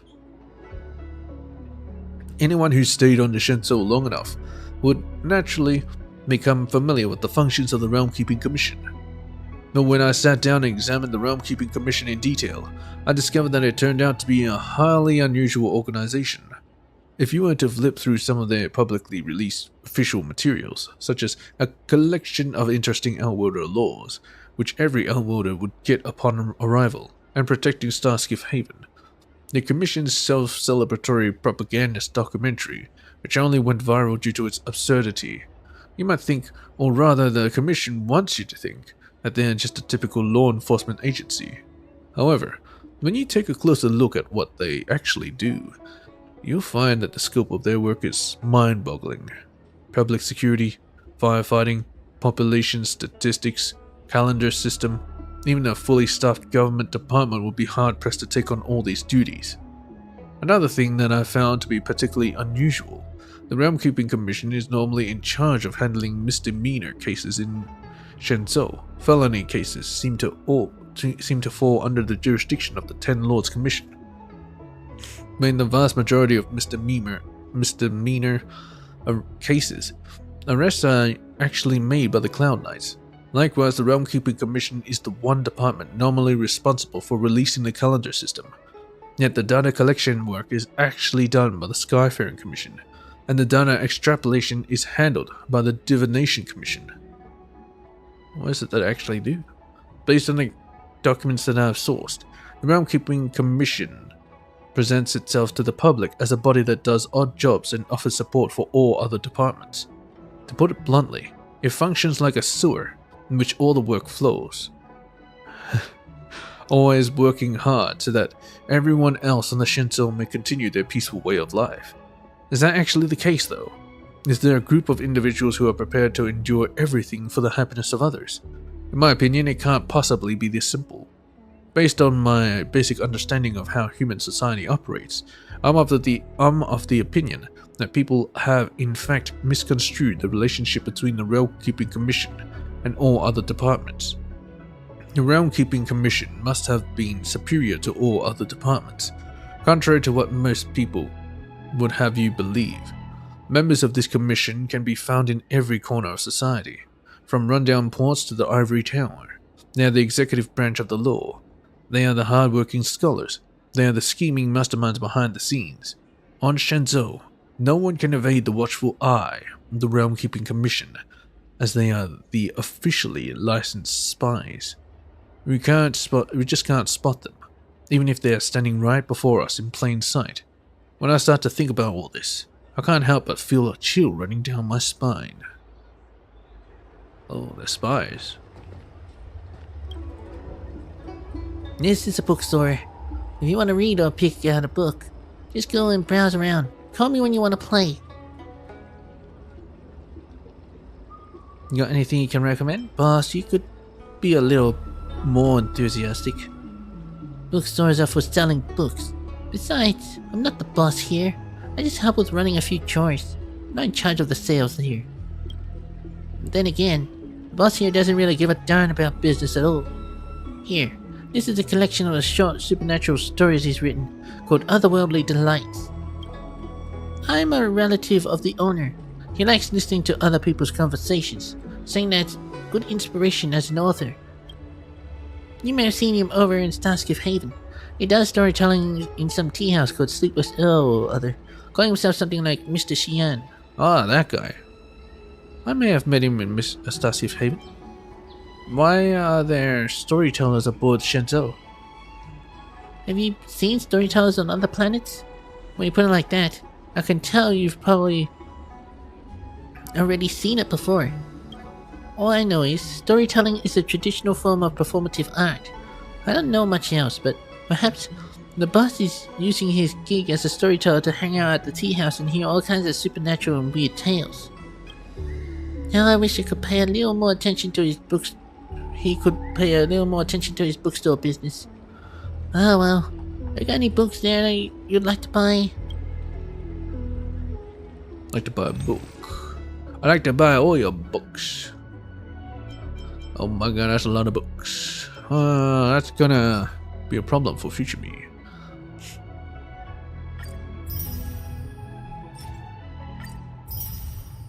I read the synopsis, when I actually read the books. Is there like a buy all button?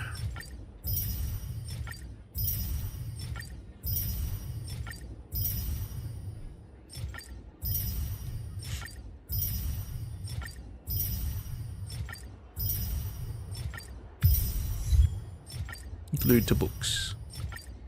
Not right now, maybe later.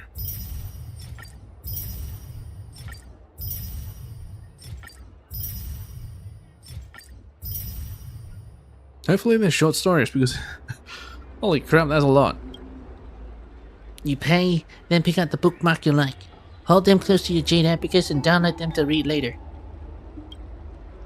You don't have a Jade Abacus, or you just like the feeling of a book in your hands? Just grab one off the shelf. Scroll rolls, bound bamboo strips, printed and bound paper books. You got all the formats. Anyway, just come and see me if you'd like to buy a book. Where can I get a Jade Abacus? I'd like to chat with you some more. Okay, well, as you can see, I have nothing to do, so let's chat. Want to play? About supernatural tales aboard the Shenzhou. The boss here is obsessed with all the supernatural stories told on this ship, and even pays through the nose to make visits to other Shinto ships. He never really finds anything, and he has fun along the way. In fact, most of these stories are just due to otherworldly species or mere coincidence. The Shinto people aren't really flustered by any of that, and barely raise an eyebrow.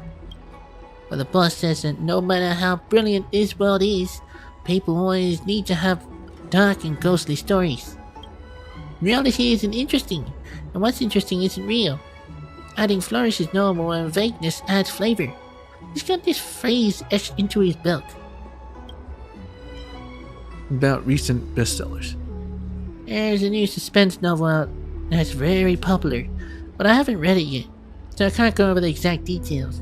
But if you're interested in such stories, just buy it and you'll know for sure. Can you tell me the name of the book? On Shinto, we have immortal people, novel technology, and fantastical visitors from exoplanets. But somehow everyone wants to read about primitive crimes conducted in snowbound manor houses with no cloud knights, no technology, and no superpowers. Primitive crimes conducted in snowbound manor houses. Can't say anything comes to mind. I don't really get it. Perhaps that's the charm of mystery novels? The appearance of books on Shenzhou all seem kind of retro. Ah yes, tourists often make this remark. In fact, if you want, you can take your corresponding bookmark you like from the books, hold them close to your Jade Abacus, and download them to read later.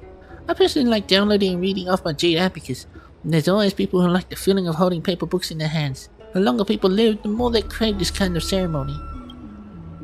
These physical books are such a pain. They take up space and need daily cleaning. I'll be back next time. Away you go, then. Take care.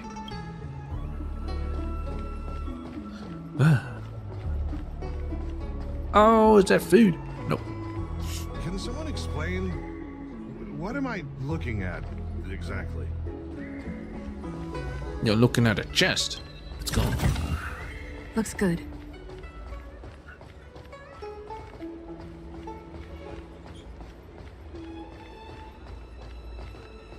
No.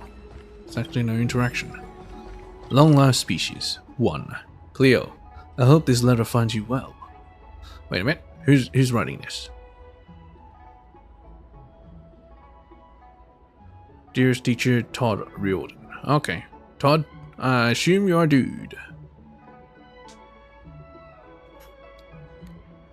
First and foremost, I hereby declare I voluntarily relinquish any right to claim remuneration from Scholar Cleo regarding this article.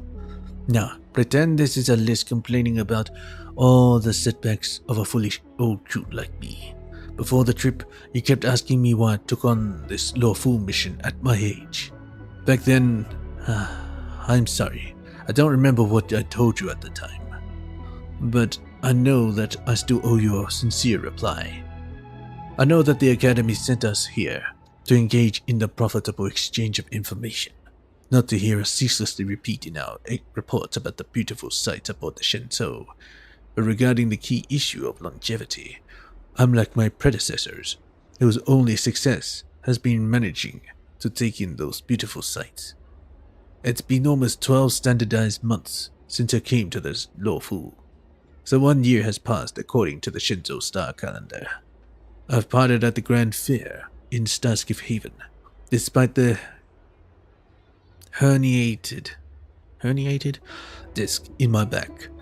I've drunk the cultural heritage phenomenon of mung bean soda, as recommended by Amicacadores.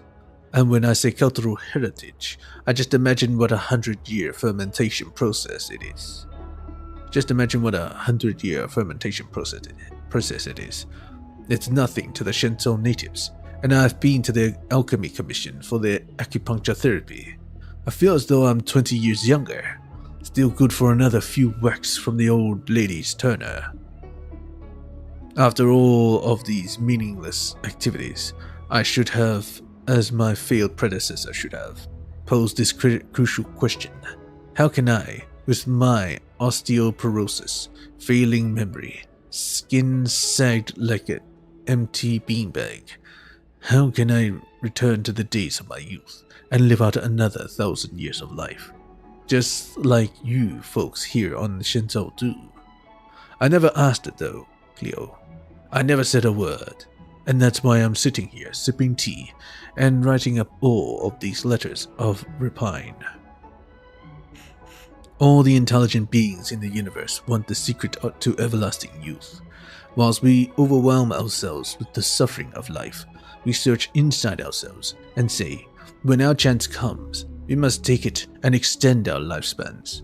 Yet without the help of technology, most intelligent hominids naturally wither and fade within the span of 100 years, except for a few races, those human subspecies known as long-life species. Blessed by a whimsy aeon, usually Yaoshi.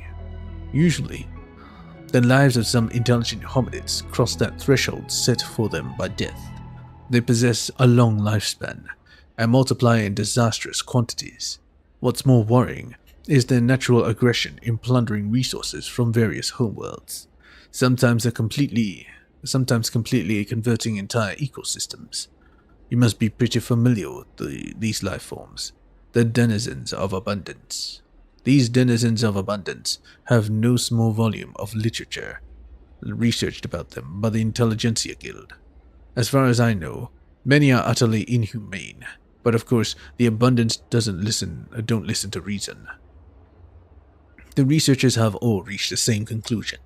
The life extension protocols of the denizens of abundance are intrinsically connected to their genetic makeup. Cannibalism, interspecies blood transfusions, a hive mentality, rejuvenation via hibernation or molting. Despite easy access to longevity, most of the denizens of abundance lose their minds as they warp into twisted beasts. Even if those saber-toothed tigers have somehow had access to interstellar travel, they would have caused less panic than the denizens of abundance do. Even if the guild uncovers their secrets, nobody could commercialize it. Rich people would never stump up the cost of treatment for inhuman long living. In the end, the Intelligentsia Guild turned their research toward a more civilized long-life species, the Shenzhou Alliance.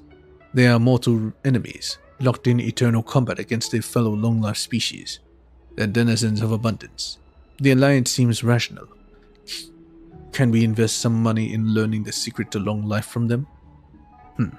Resource exchange, political mediation, trade wars. They've exhausted all possible methods to achieve nothing but regular academic exchanges.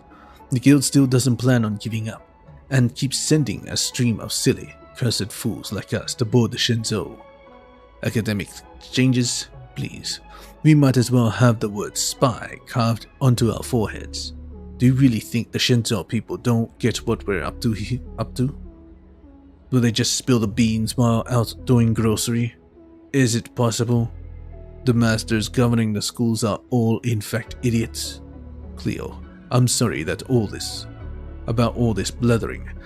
Maybe I'm the idiot here. I know it's an impossible task, but here I still am, because I'm no longer the middle-aged guy who used to teach you back then. I'm old now. My joints all creak and crunch like there's spikes inside me, and I curse the universe every time I have to rise from my chair. Why? Why? No matter how far tech advances, there's still no cure for arthritis. I truly regret not taking up the company on their cyber-medical insurance policy. At the same time, I was filled with hubris and thought that I'd never grow old. But I was wrong. Now I hope to see a breakthrough before I die. Your dearest teacher, Todd Riordan.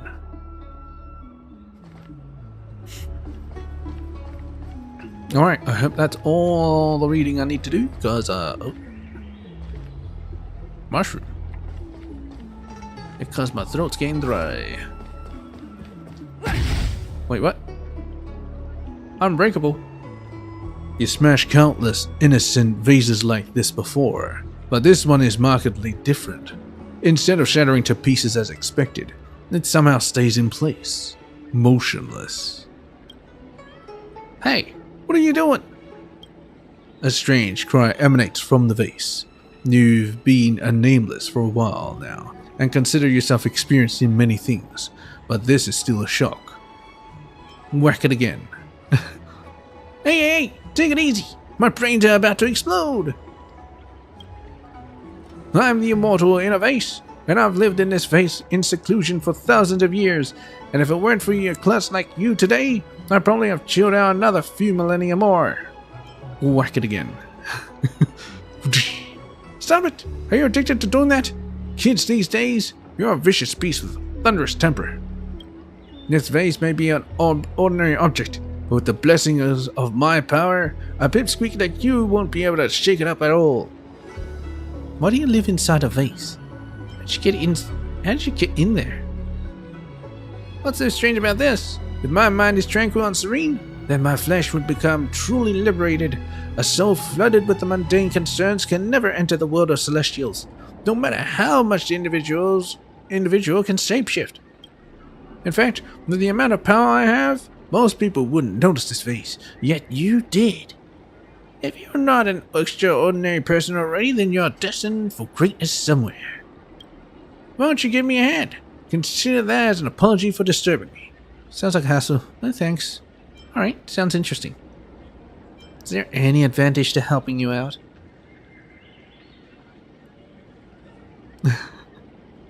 Yeah, sounds like a hassle. No thanks. Ha ha ha! Very well. Be free, be free! How about I tell you what's going on and you simply listen? After that, it's up to you whether you want to help. I will not force you. Please, find me 5 bags of trash. Within this vase lies a spotless vacuum, and I've always felt it lacks the hustle and bustle of mortal life. Once you find the trash, simply toss them into my vase. What? I do have trash. How much trash? Well, let's see. 29. I can spare some trash. The vase stands there, as much a mundane object as the immortal in the vase claims. You've broken countless vases like this before, but it's definitely different from all the other vases. Even if you can't tell what the difference is, its presence is overwhelming.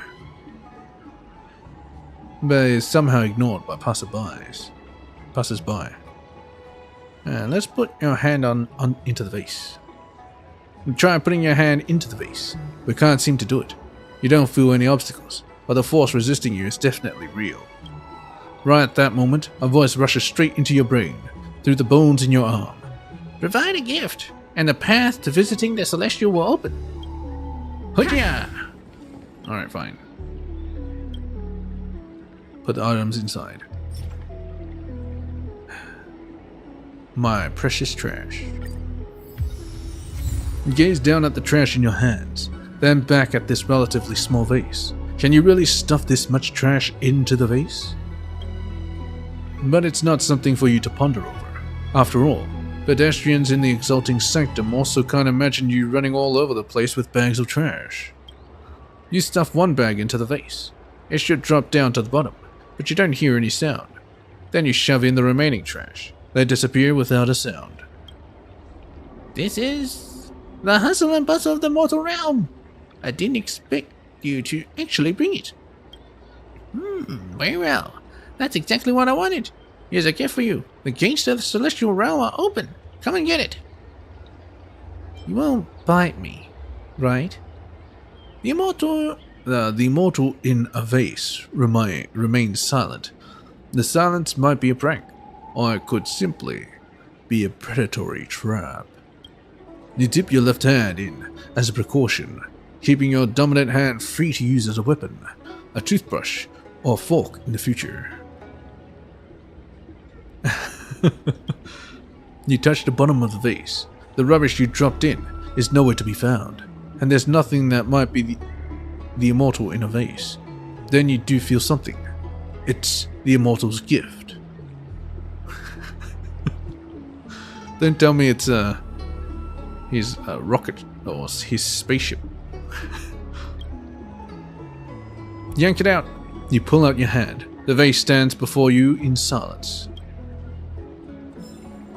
Protein rice. You what? I want to go in there.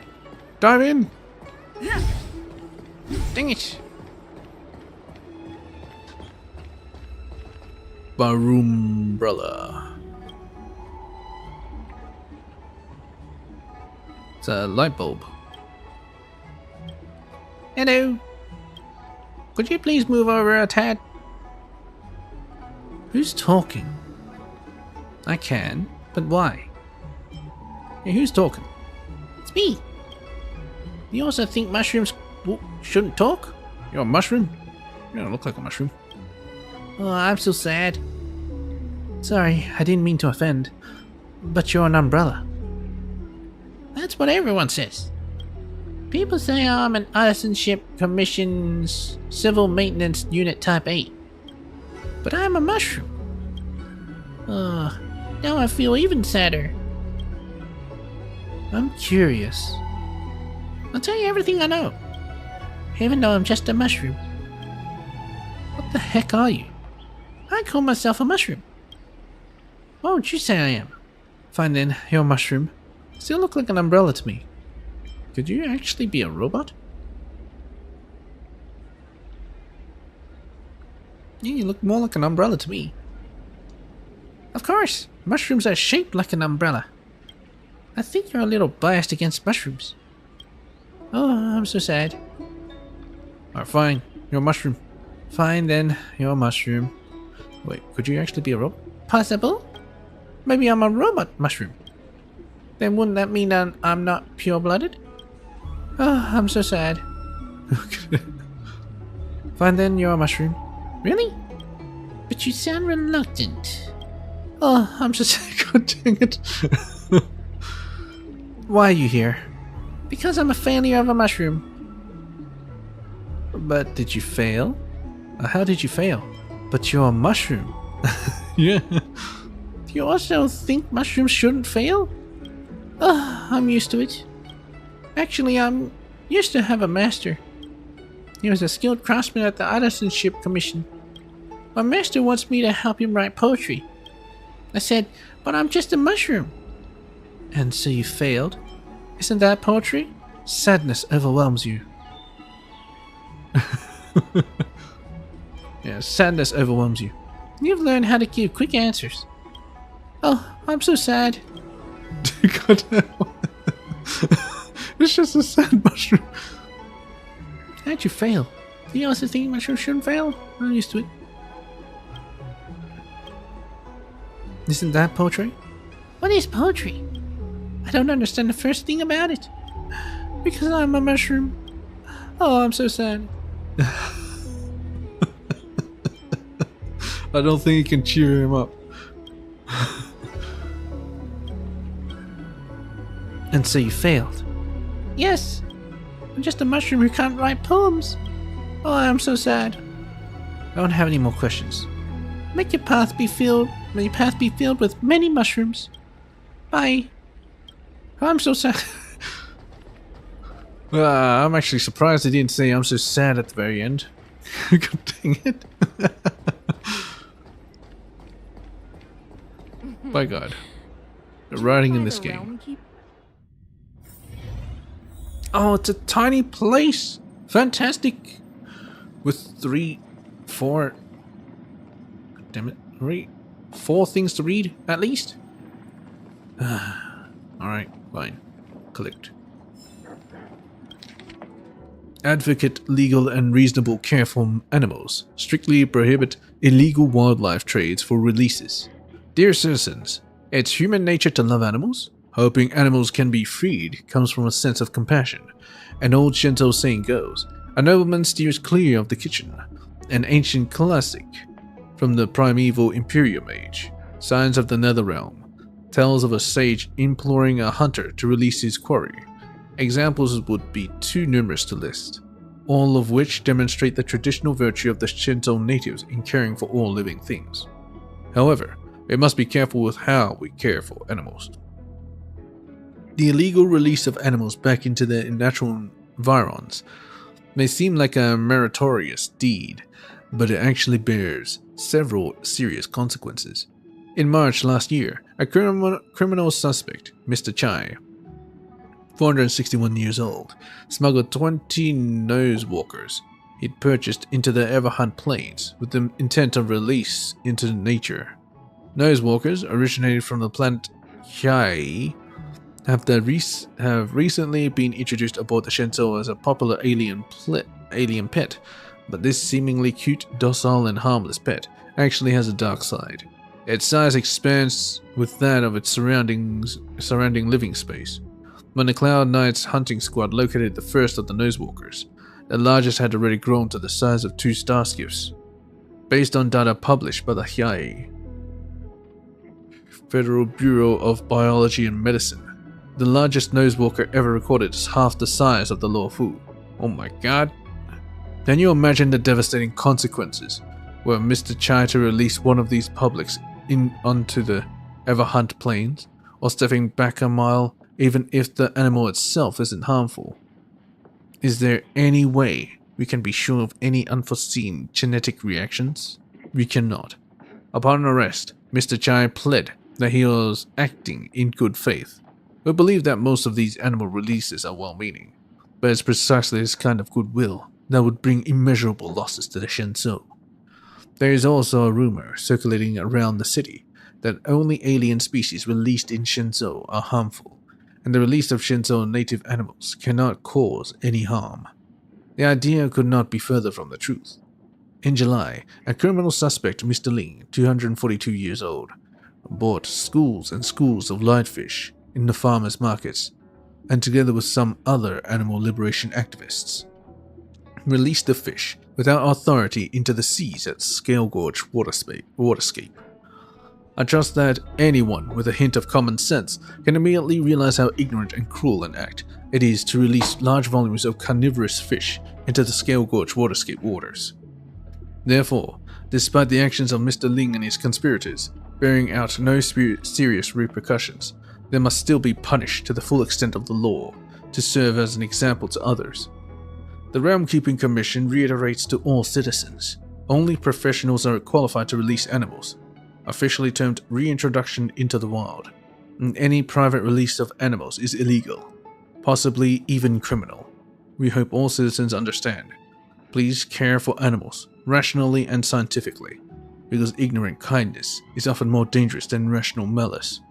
Realm Keeping Commission Publicity Department. This kind of reminds me of that episode of Simpsons, when they released the bullfrog. Yep. Collect. Part 1. Protecting Starskiff Haven. Or whatever. Video logo. Publicity Department of the Realm Keeping Commission. The Realm Keeping Commission is both utterly familiar, but also the least well-known organization. You may see them as busily going about their business every day. A few people know what it is our attendants get up to on workdays. Come with us to gain a deeper understanding of this group of people who are utterly familiar, yet still unknown. Insert opening of Protecting Starskiff Haven. There might be no busier place than the Starskiff Haven in the Shenzhou Luofu. With its frequent trading, locals from Shenzhou and outwarders here have the money they need for necessities as they repeat the motions of their everyday lives. Dahao's notes. There's something I would like to bring to everyone's attention. Please keep the term Outworlder to a minimum in scripts for official publicity. Instead, use things like honorable guest from afar or visiting traveler. You know how it is. This is what the boss wants. Everything's all about open and inclusive cultural exchanges these days. Outworlder could come across as a bit xenophobic. However, unexpected dissonance can rear its head in any beautiful place throughout the galaxy. Bringing that dissonance back in line and continuing to compose the symphony that is life requires the hard work of the Realm Keeping Commission. Just like today, it was supposed to be another beautiful day with a pleasant breeze and sunshine. Not long after lunch, the attendant Su Guang was on patrol at the port of Starskiff Haven. She felt happy to see the prosperous and bustling marketplace. Insert sound of alarms.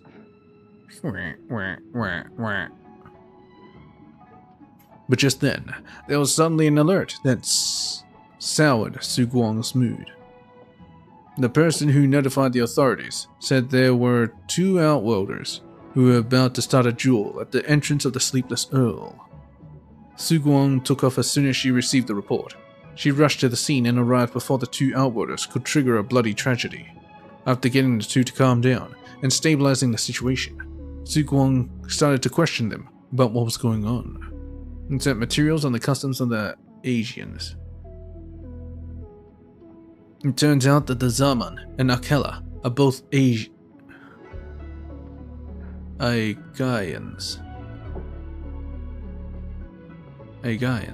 from the same village. They came to Shenzhou with the dream of revitalizing their village's entertainment industry and swore to bring back Shenzhou's rich entertainment culture with them.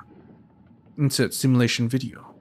A few days ago, Zaman came across a broker who said he could help him get a core technology patent for butterfly inertia.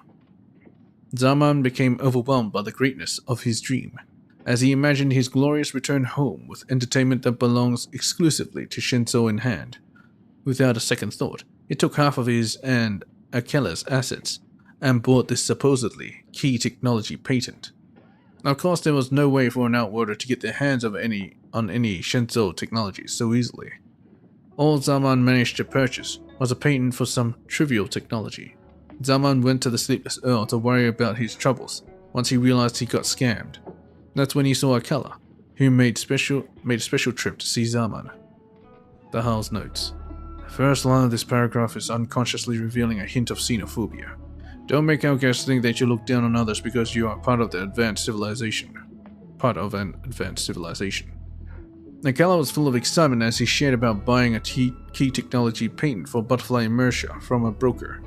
He thought the price was quite reasonable as he only paid the broker half of their combined assets.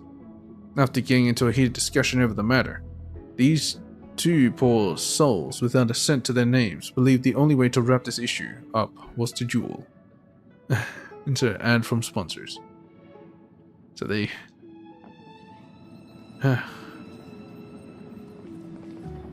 Well, yeah. Calm down, you 2. I've seen these thousands of times before and you're not special. You have the full support of the Realm Keeping Commission. If you'd like to get a divorce, register that with me. If you don't want to get divorced and just need some couples therapy from us, then just blink twice. How could you say that? Let's go home, darling. Yeah, how could you persuade people to get divorced from the get-go? Let's leave. Ignore this stupid officer. Oh, well, that's everything taken care of then. Yep, the problem basically solved itself. Hey, Batuta. What am I listening to? Oh, dang it.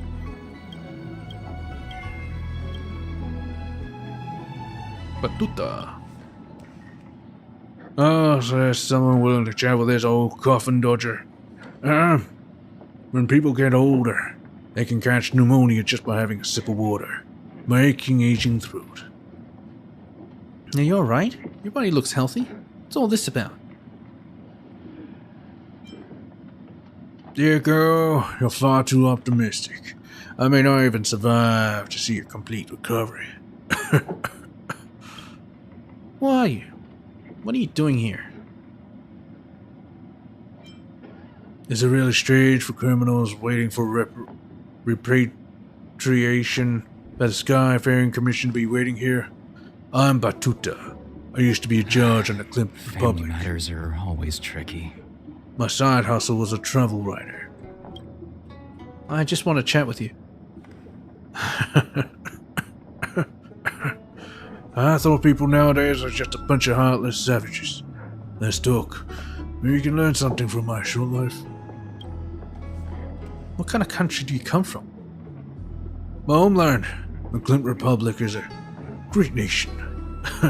We have a vast territory, an efficient government, honest officials, and upstanding people.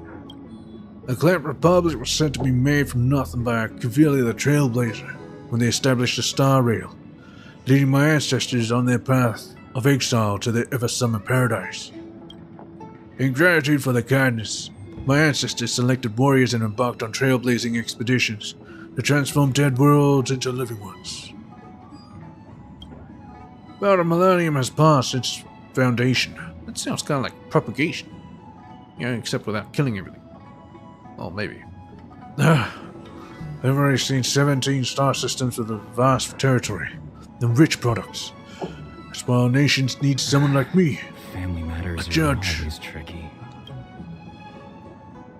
Many planets exist in ecological environments different from this one, and so the Prime Minister and Council, that is, our government needs judges like me to help ratify laws and regulations tailored to each of the differing local conditions. When I was 20, I graduated from the Royal Academy of Laws, becoming a Doctor of Law at 24. A year later, I passed a qualification exam to become a judge. I can still remember the Prime Minister at the time, Madame Weissner, awarding me my medal and encouraging me to dedicate my life to the people of the motherland, just like her.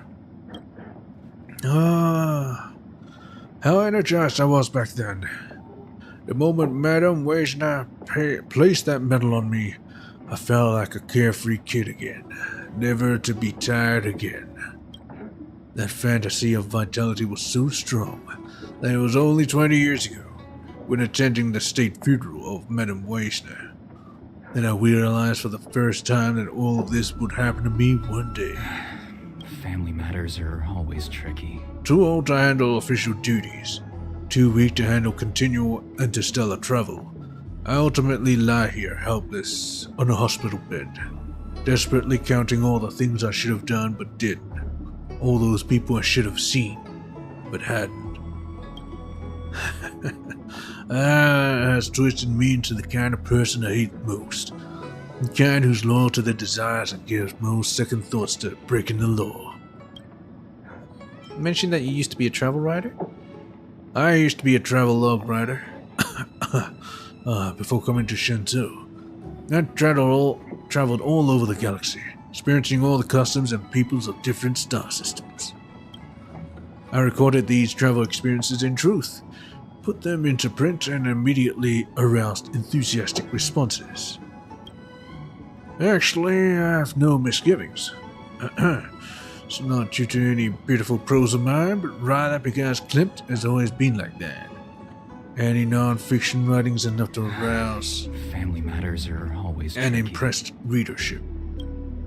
The late Madame Weissner once said, "Whosoever has measured the soils of the motherland with their feet is willing to spill their blood there." What she said is true. I've seen new cities rise up from the richest planets. I've worked with nomadic herders on the poorest planets. I've seen the sun rise or set on every planet in my own system, and also the ebb and flow of every tide. In places where disasters rage rampant, I've fought against the local beasts with the farmers. On frontier worlds, I've somehow survived combat against the Antimatter Legion. But all I've seen is still but a drop in the ocean. My journey is not yet complete, but I will die soon with regrets. Am I greedy for longevity? Yes, but I am greedier for the calling of a traveler. It's over. It's all over. Ah, he was seeking longevity, so he was arrested. Family matters are always tricky. And so you came to the lawful to experience longevity? You really are a quick one, aren't you? But please, let me start at the beginning. Oh, please don't. You've been talking forever. When I was in my early 30s, I once went to see the late Madame Weisner. I told her I was going to run for Prime Ministry. I was still young back then and brimming with exuberance. But Madame Weisner shook her head and told me, still early, go to the human world first. And then I went to the human world and saw the field hospitals on the front lines lacking doctors and medicine. I saw the farmers in the desert struggling to survive. I saw that not every young girl out there got to experience a fair life. I made a lot of promises back in those days, and I've been fighting to keep them to this day. Though then I woke up from a long dream only to discover that I could no longer walk. Wait until you're old, and you'll find that your body is like an old grandfather clock that's gone wrong. At first you think it just needs some oil, then the gears wear out, and the mainspring loosens, and the pendulum loses its accuracy. Family matters are always tricky.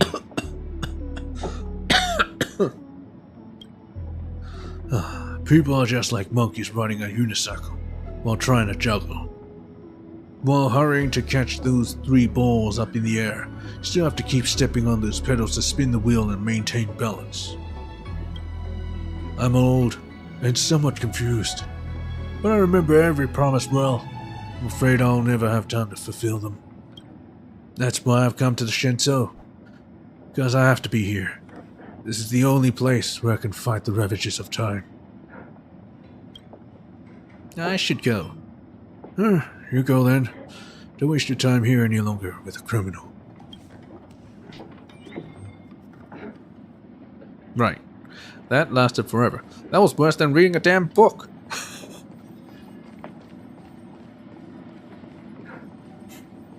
Did I talk to you, Jingyan? Probably not, right? 1 second. Alright, I'm Jingyan from the Realm Keeping Commission, and I'm in charge of general affairs here. Is there anything that I can help you with? What can you help me with? I've been cyber scammed. Don't think I have anything that's connected to general affairs. Yeah, I've been cyber scammed. Cyber scammed? We don't differentiate between scams happening online or offline here. Please register your contact details.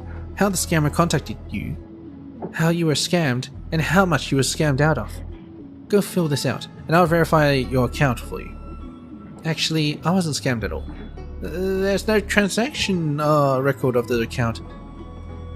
This is a bit of a hassle. Not even the Realm Keeping Commission can get back your money that wasn't scammed. Seems like you'll have to sort that part out on your own. Our hands are tied here at the Realm Keeping Commission. Excuse me, do you have anything else? There are a few things I'd like to ask. Go ahead, I'll do my best to answer. It seems to me that you're the most reliable person in the whole Chancery. I'm not at liberty to promptly respond to that question. May I ask, would you like to hear the formal response from a Realm Keeping Commission officer, or the complaint from a regular staff member? The complaint. Yeah, the truth. Yeah, your observation is not wrong. If you get lumped in with 2 other lazy bones at work, you'll soon become the most reliable around the workplace too. It isn't a glorious title, so I simply couldn't be happy about it. Formal. All public officials at the Chancery have their own focus, and everyone is an integral member of the Realm Keeping Commission. I can only express my gratitude for your assessment as most reliable. I will refrain from any comments on the other parts. Hopefully you can keep paying attention to me and supporting the work of the Realm Keeping Commission. I heard the official Daihao used to be in the Cloud Knights? That's about the official Dahao's personal life. May I ask, would you like to hear the formal response from a Realm Keeping Commission officer, or a personal gossip from me? Gossip? You don't seem like the gossiping kind, so I'll tell you. Actually, when official Daiha was still a Cloud Knight, he saved my life. My admiration of him led me to join the Cloud Knights myself. I worked myself to the bone and eventually I joined his elite squad. Later on, General Jing Yuan was worried about him getting struck with early onset Mara due to his combat experiences and hoped he could accept a sinecure position as a Realm-Keeping Commission official in the Exalting Sanctum and keep him from the pains of life and death. So he came to the Realm-Keeping Commission to slack off? Well, I don't think you could say that, as it's not exactly easy going at the Realm-Keeping Commission. But judging by the results right now, he sure is idle. And I'm busier. Formal. Official Daiha's military experience in the Cloud Knights gives him a unique sense of responsibility. His intuition on the battlefield grants him a definite sense of purpose when dealing with issues big and small at the Realm-Keeping Commission. Please trust in the professionalism of the Realm-Keeping Commission. Our officers come from different backgrounds, which only enriches our experiences and methods of dealing with complex social and public interactions. What are you laughing at? Are you doubting yourself?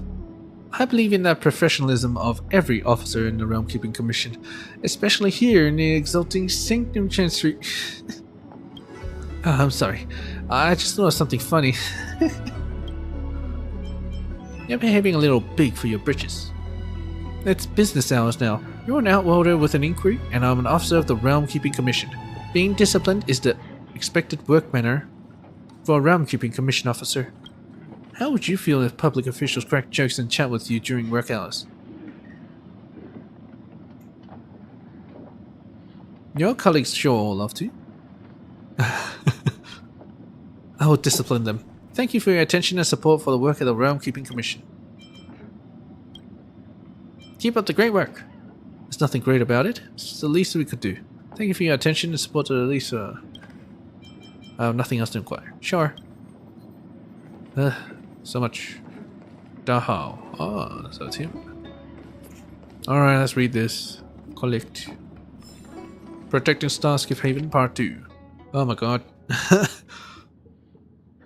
Even when compared to all the thorny issues the Realm-Keeping Commission had to handle, Zaman and Akela's issue belonged to the thorniest variety. Insert material on Agayan civilization. Life on Shinzo is innately different from what Outworlders are used to. Many of the regulations that govern Shinzo aren't applied to Outworlders. In legal practice, cases that involve Outworlders from the same civilization, sentencing often is based on the laws from where they're from.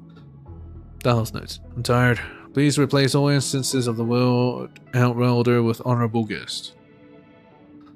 The individuals in this case, Zaman and Akela, belong to the Agayan civilization, which holds that jewels are capable of resolving conflicts of any nature. Therefore, from a legal perspective, Shinzo locals have no right to interfere with their jewels. However, the line between emotion and law is perhaps not so clear. Insert scenario restoration video and law enforcement recording. What year is this? Huh? Having heard the whole story, Su Guang shouted and moved to stand in between the two to keep them both from hurting each other. What year is this, huh? Akela argued his point. Doesn't matter what year it is. Jewels are the best way again to demonstrate their dignity.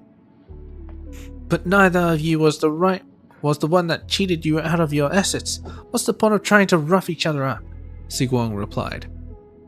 It's true, Zaman said. But if one of us hasn't fallen for that scam, then wouldn't be completely broke. We don't even have any money to get back home. Insert heartfelt music.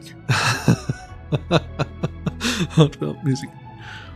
Su Guang continued to give them suggestions. If you want to go back home, then the Skyfaring Commission will help you. I can also recommend a place for you to stay temporarily and a job to make a living if you want to wait for that con artist to get arrested and recover your losses. Now we're supposed to face our parents if we go back, and if we stay, how can we face each other? We got cheated out of everything we have because of our own greed.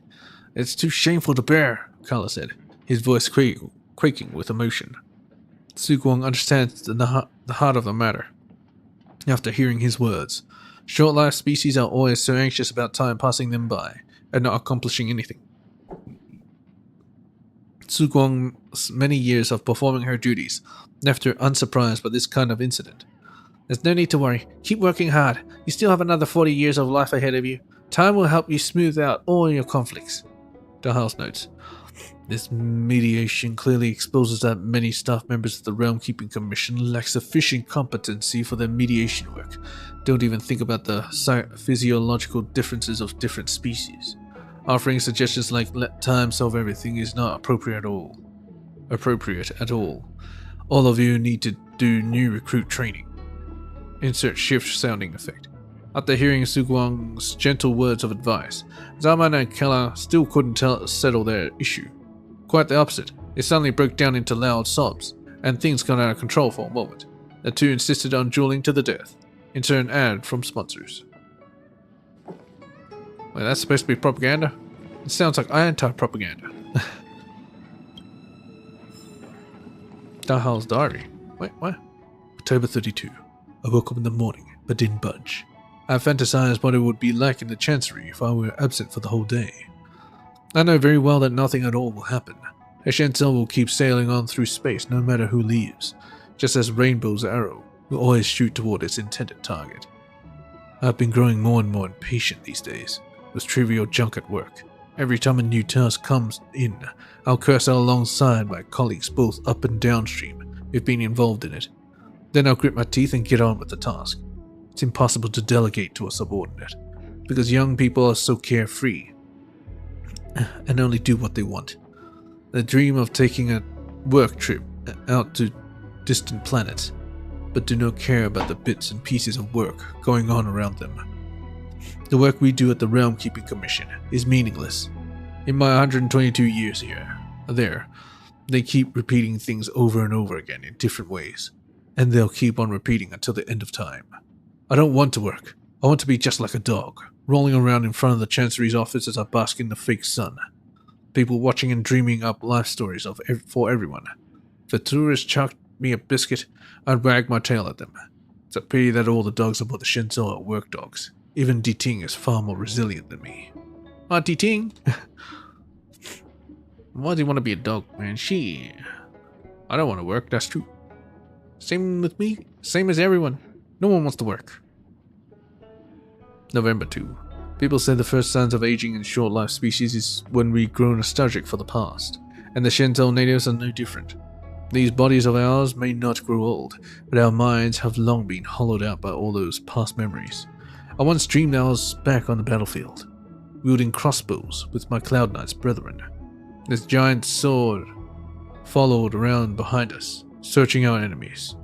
We went back to Swange,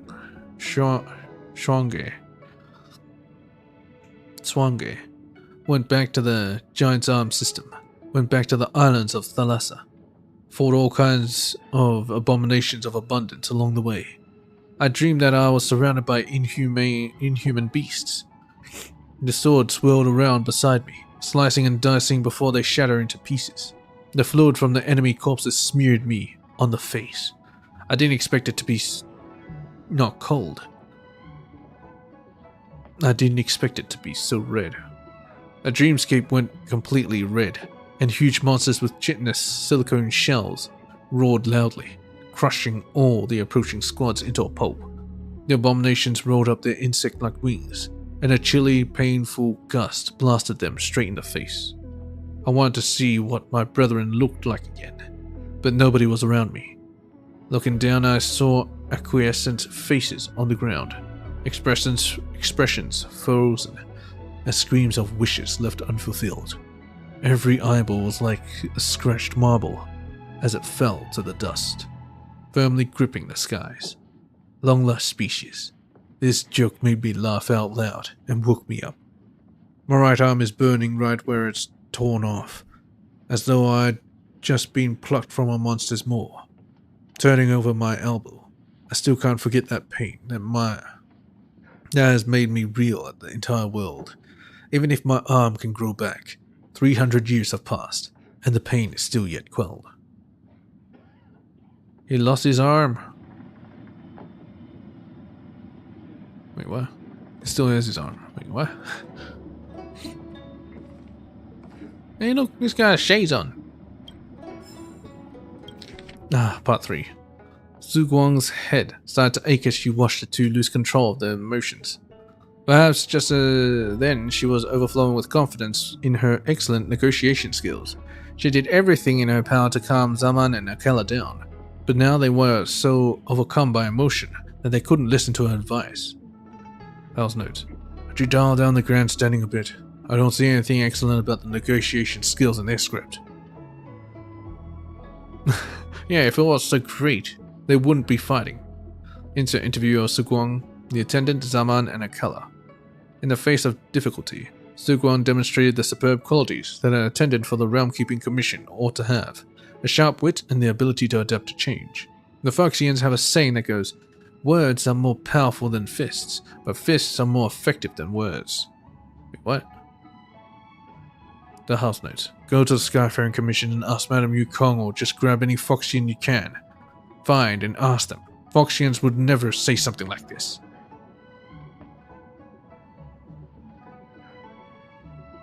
Knock it off. Knock out it off. Knock out it off. If a duel is what can bring a smile to your face, then I will allow you to duel. But you won't be dueling each other. You'll be facing me. If I win, then you have to do what I say. Zaman and Akela thought about the proposal for a good while. After discussing it over, the two ultimately decided to accept it. Insert interview of Zaman and Akela. Zaman chose to be her first opponent. He bowed and stepped to a safe distance away from Su Guang. He charged toward her aggressively with his weapon at the ready. Well versed in how to defend herself as a woman, Su Guang pivoted away from his attack. She countered by using her fingers like a sword to strike Zaman's Shenfeng acupuncture point with stunning precision.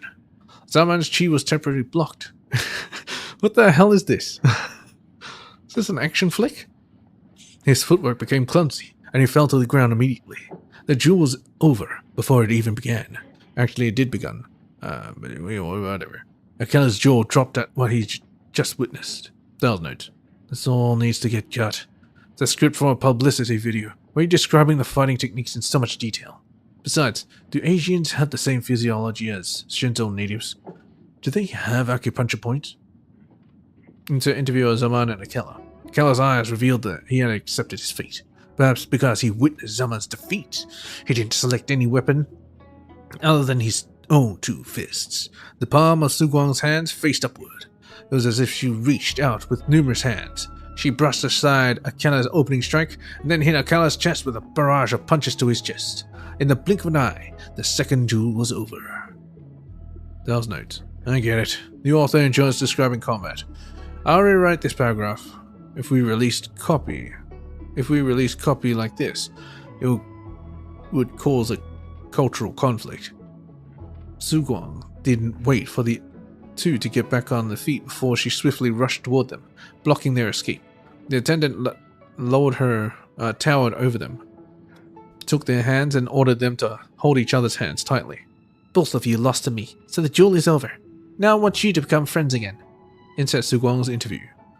After the duel was over, Zaman and Akela were able to catch a ship back to their hometown thanks to the Skyfaring Commission's help. As for Su Guang, her use of fighting to resolve an external conflict triggered a controversy. She was given a demerit after a discussion among the top brass of the Realm Keeping Commission. With that, the Realm Keeping Commission protected the peace of Shinto once again. Play in credits. Last notes. After giving it some thought, I decided you should rewrite the script for me. I don't feel like doing it. If content like this were released to the public, the last shred of the Realm Keeping Commission's reputation would be up in flames. So, did they manage to get their money back? Are you the one that's supposed to be writing it? If the Realm Keeping Commission could give me the cash directly and let me stay at home all day without doing this troublesome job, that'd be great. Anyway, it doesn't matter. What I do or do not do, the result's always gonna be the same. I want to cut out the middle part. Eavesdropping is rude, lady, you know. What's up? If something's important, please go to official Dahao, and for literally anything else, please approach Officer Jingyan. So, you just don't deal with anything? What issues would you be handling normally? I'm the kind of person who hates inconvenience. If you have any kind of work that's not too tiring, not too troublesome, then I'm down for that. I'm the Roundkeeping Commission's most intelligent, and I only show up when those two get stuck. Just look at those two, and I'm mainly talking about the Officer Jingyan there. Still going at it so hard, so I don't have to. I just so happen to have a really thorny problem that I could use your help with. I'm going to tell Officer Jingyan right now.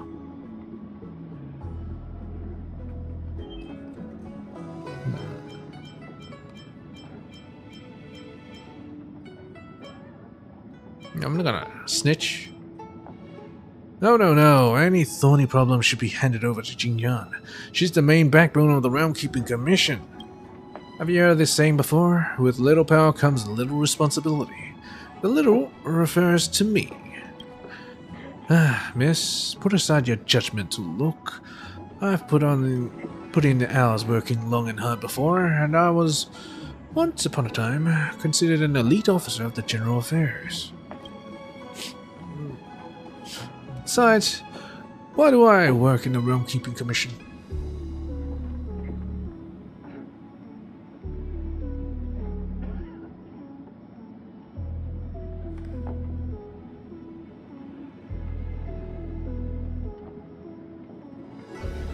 If it weren't for my failed investments, with all the curves of the chart going down and only the prices going up, working has become a necessary option. I hustled and I failed. Now, this is the best effort I can put into work right now. Hey, don't leave just yet. As long as we're chatting here, there won't be any new tasks assigned to me. Let's chat a little longer, miss. Fine, let's chat for a while. Thanks for doing that for me, lady. Let's talk about literally anything. So, what do you actually get up to at the Roundkeeping Commission? Based on my observations, Jingyan basically does everything, dealing with fraud, riots, various emergencies, and criminal investigations. There's trouble, call the Roundkeeping Commission. Really is a common saying about the Shinto Lofu. What do you mean, based on your observation? What do you do then? That's just a conclusion I made from my day-to-day observations. Of course, I get some work done. Residents with lost cats, dogs, automaton puppets, or missing household ingenia. That's my wheelhouse. I would apply for field work, and then check out the tea house to investigate. Sounds very casual to me. Don't you have any sense of duty? Well, you know, investigations, I like to think chatting is also one form of investigating. Admiring the scenery is an investigation too. When you solve a case, you're praised. But if you don't, nobody even blames you. This is the kind of job I like. I might be lower in the Chancery's pecking order than even DTing, but I never lose courage. As long as I never try to live up to her expectations, there's nothing to get mad about. If you hear about a rich lady who needs her dog walked all day, let me know. I can quit my job at the Roundkeeping Commission anytime. This Roundkeeping Commission Chancery sure is a small place. After all, we only look after one zone. The Roundkeeping Commission is the general affairs organization of the Shinto Lofu, and also the institution that engages with the public of Lofu most often. Every zone has its own Roundkeeping Commission Chancery to keep up with the needs of citizens. There are many other chanceries aboard the Shinto Lofu, and they're all pretty small in size, but large in amount. Okay, how have you not been fired yet? There's no need to be like that. I may not be diligent in my work, but I haven't committed any severe fireable offenses. Yet. Let me put it this way. Even Almighty Officer Jingyan has clashed with people who came for official business because she's not tactful enough. That's where I come in. And things will go more smoothly. Everyone has their place in a place like this. Just let the gears turn as they do, and the chains pull as they do. I've heard some outworlders talking about workplace culture back in their world. Work attitudes like mine would have long been driven out of their version of realm-keeping commissions. I do proclaim the Shinto Lofu to be a far superior place. That's enough chit-chat then. Alright, if you have problems need solving, trouble Jingyan, and if you have time need killing, you're welcome to chat with me. Okay. You can see how messy his desk is compared to hers. Just very neat. Everything's filed away.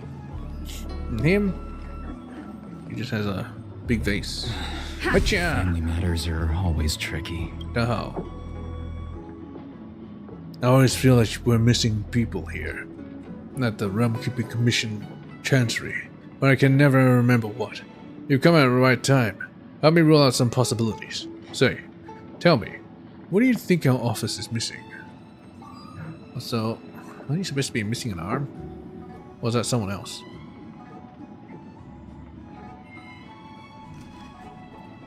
Wait, wasn't that your diary?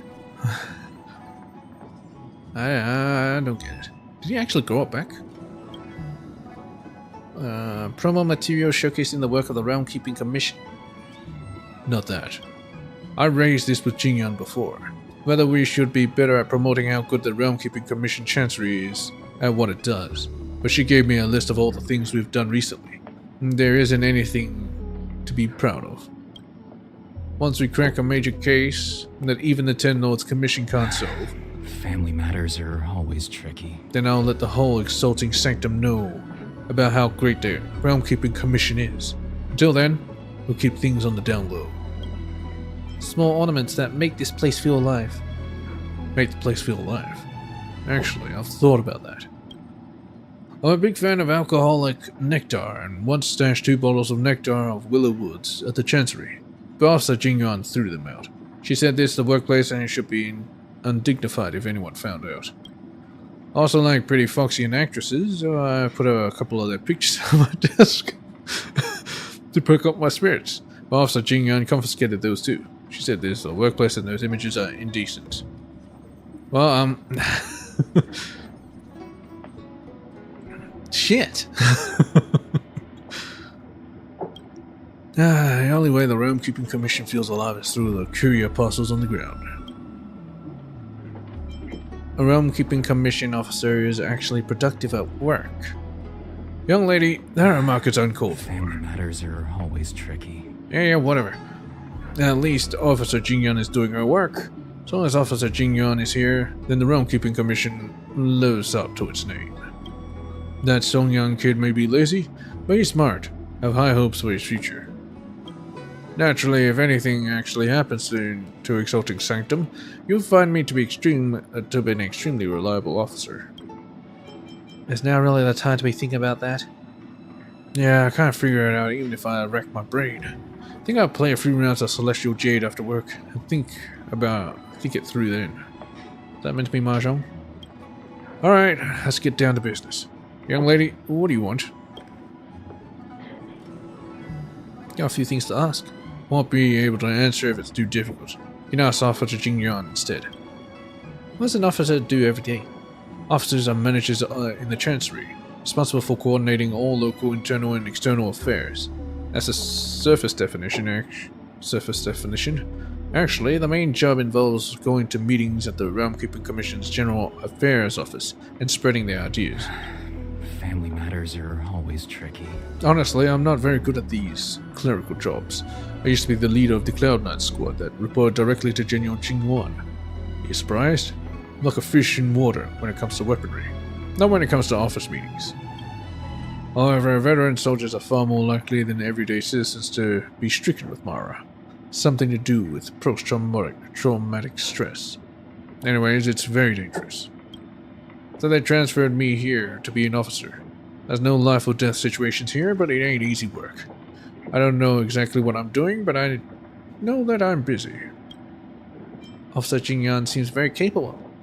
She is the most capable girl I've ever met. No matter what the job is, she'll get it done. She used to be my subordinate back when I was still in the Cloud Knights, and she came over with me when I was transferred to the Realm Keeping Commission. I told her everything I knew, but for some reason she chose to stick around. Sometimes I even wonder whether this work in the Realm Keeping Commission is hindering her future career prospects, but I've never actually said it out loud. family matters are always tricky. And she's become an indispensable part of the Chancery. Officer Songyan doesn't seem very motivated. That little punk wasn't always like this. Well, it wasn't always this way. Apparently he used to be an elite at the General Affairs Office, but he became completely demotivated after some kind of setback, and was transferred to our jurisdiction. He lost big. At any other workplace, he'd be cast aside for being so lazy, right? But I want to give him some more time. He's just not ready yet. We have no way of really understanding him, but at least we can give him enough time. Be it decades or centuries. That's one of the few great benefits of living in a long-life society. Of course, I don't think time alone is enough to solve every problem. If he doesn't make changes for himself, then the problems he's facing will never change either. It's enough chit-chat. Alright, it's time for me to watch the news anyway. See you later. Watch the news. Things will be a lot easier around here in the General Affairs Office. Stopped holding so many pointless meetings. So, my girl, how can I help you today? I heard you require my assistance. Oh, that's right. Forgive my forgetfulness. Glad you came. It's great to have one of the General's distinguished guests helping us out. My Realm-Keeping Commission colleagues failed to provide adequate care for the Dragon Lady. I'd like to thank you on behalf of all of them for rescuing her back in Exalting Sanctum Plaza. On a day's work. Let's cut to the chase, shall we? No, never. Keep praising me. As I'm sure you're aware, symptoms of Mara have been spreading ever since the Stellaron incident occurred. Thanks to the Ten Lords Commission, being stricken with Mara had long since become a terrifying but avoidable fate for Xianzhou natives. The puzzling thing is that despite the Commission's protection, we're now seeing an increase. More and more citizens, in particular those dealing with great risks and stress like the Cloud Knights, are becoming stricken with Mara. So you get struck with Mara if you have a lot of stress? I thought it was mainly trauma. I suppose.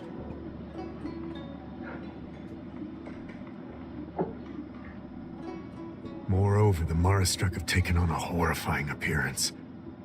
As if they're turning into some sort of monster. This certainly differs from what I thought I knew about the illness. So you need me to eliminate the Mara-struck. Do you think there might be a hidden agenda at play? That almost makes me sound smart. Let's just ask this. We wouldn't have the audacity to trouble you with that. The General has a plan to suppress the illness. You're a capable person, and since the General entrusted you with locating the Stellaron, it's only a matter of time before you run into Mara-struck. If you come across any clues, remember to inform the Realm-Keeping Commission straight away. My colleagues and I will handle any situation with haste and to the best of our ability. Speaking of which, have you made any discoveries so far?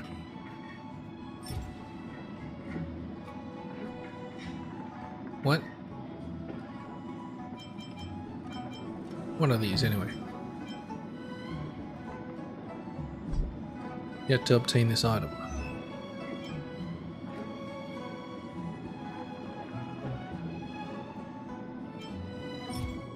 IPC Designer Invite.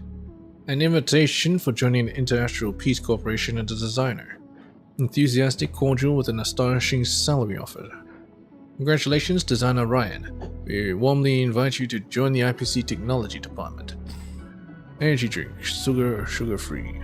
Okay, I'm not sure how. What? Undelivered letter. The author seems to have undergone some experimental treatment.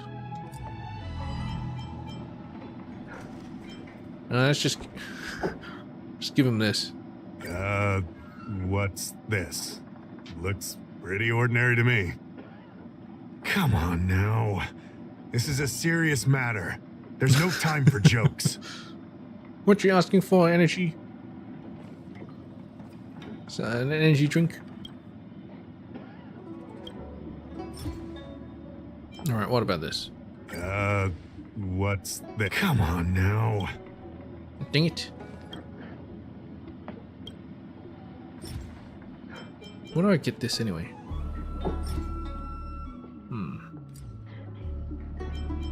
Well, anyway. Dahao carefully reads the letter you delivered. Family matters are always tricky. His expression reflects his disbelief as he reads it again. Dahao sweats profusely as he apologizes and bolts away. After a while, he returns with a girl. Oh. I read the letter. I'll be honest with you, I've got no idea how to handle this problem. It's beyond the Realm Keeping Commission's jurisdiction. I contacted the seat of Divine Foresight, which is overseen by the General. Allow me to introduce Madame Qingzhu, General Jing Yuan's chief counselor. I think it'll be easier if she explains the letter to you.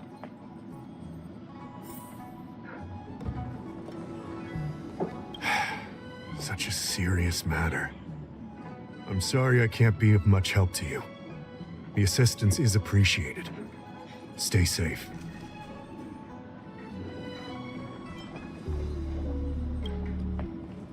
Well, it seems pretty serious. Hello, Qingzhu. I read the letter you obtained from the Marastruck. While the Cloud Knights were searching for the Stellaron's whereabouts, I was carrying out the General's orders, tracking down clues on the Marastruck. Thanks to your efforts, we now have a lead. To an outsider, this letter appears to be nothing more than good news detailing a recovery from a chronic illness. However, what is actually being discussed is a violation of the 10 unpardonable sins. It's heresy. Heresy? Are you talking about the merciful medicus? Are you talking about the pharmacological experiment mentioned in the letter? Merciful medicus? That's right. Since the Alliance was first established, all medical practices aboard the Xianzhou adhere to strict standards that prohibit long life or mutant modifications under the guise of curing. I went through all our files to find information on the experiment in question, and found nothing. I started thinking about how the Alchemy Commission's delve was sealed off. There must be an unspeakable secret locked away there. Alright, I'll be right back, guys.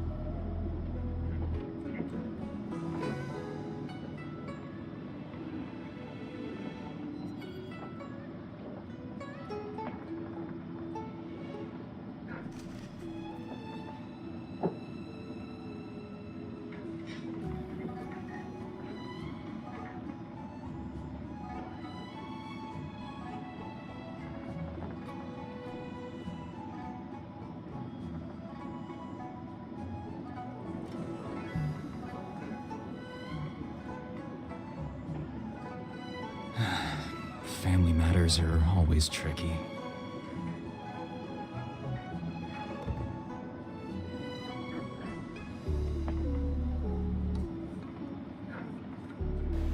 I'm back. Leah? Basically. The author of this letter was likely the Marastruck you defeated. My guess is he was led astray and poisoned while under the pretext of being cured. You saw how he ended up. Such actions remind me of an organization that was eradicated from the Xianzhou 1,000 years ago. The disciples of Sanctus Medicus. Sanctus Medicus. They were disciples of the abundance that sought to restore the way of immortality by unearthing a forbidden remedial formula. I don't remember reading about that in the Affections. It's hard to believe that a group that was wiped out so long ago would suddenly rear its head and create chaos once more. The seat of Divine Foresight needs to learn all it can about this organization's status before the situation reaches a point of no return. If you come across any similar clues about the disciples of Sanctus Medicus, come and find me at the seat of Divine Foresight. These kinds of first-hand accounts are exactly what we require. So, what do I get out of it? Sounds good to me. Sounds like one big headache to me. Yes. I understand. But all I'm asking is for you to keep an eye out when you have time. The Seat of Divine Foresight always rewards those who contribute to our efforts. I recently received some intel. It seems that certain individuals are taking advantage of the current chaos to lure in Outworlders around Exalting Sanctum. Maybe you could start there?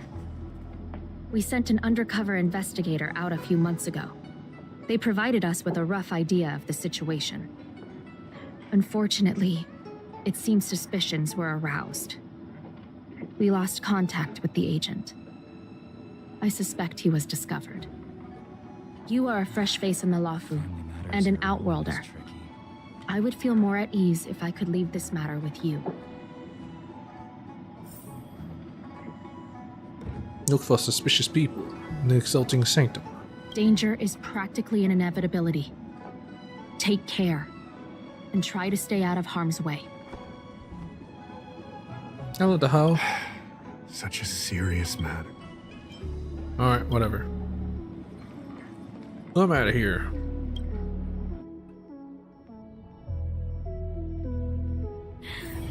Drop by the Realm Keeping Commission if you need help. Oh, going upstairs. Well, you see, I haven't actually been upstairs, so that's why.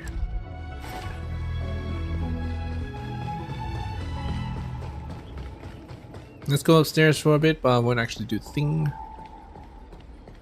Instead, I'll explore around this small sector. And I'll leave that,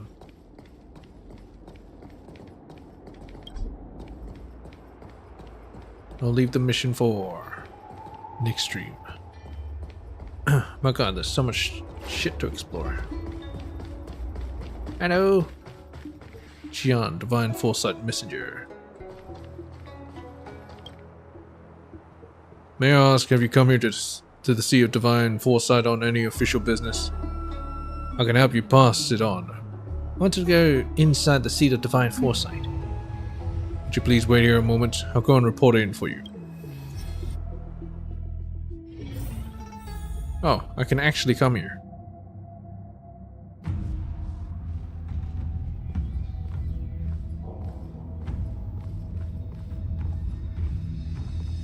Isn't this Jing Yuan's office?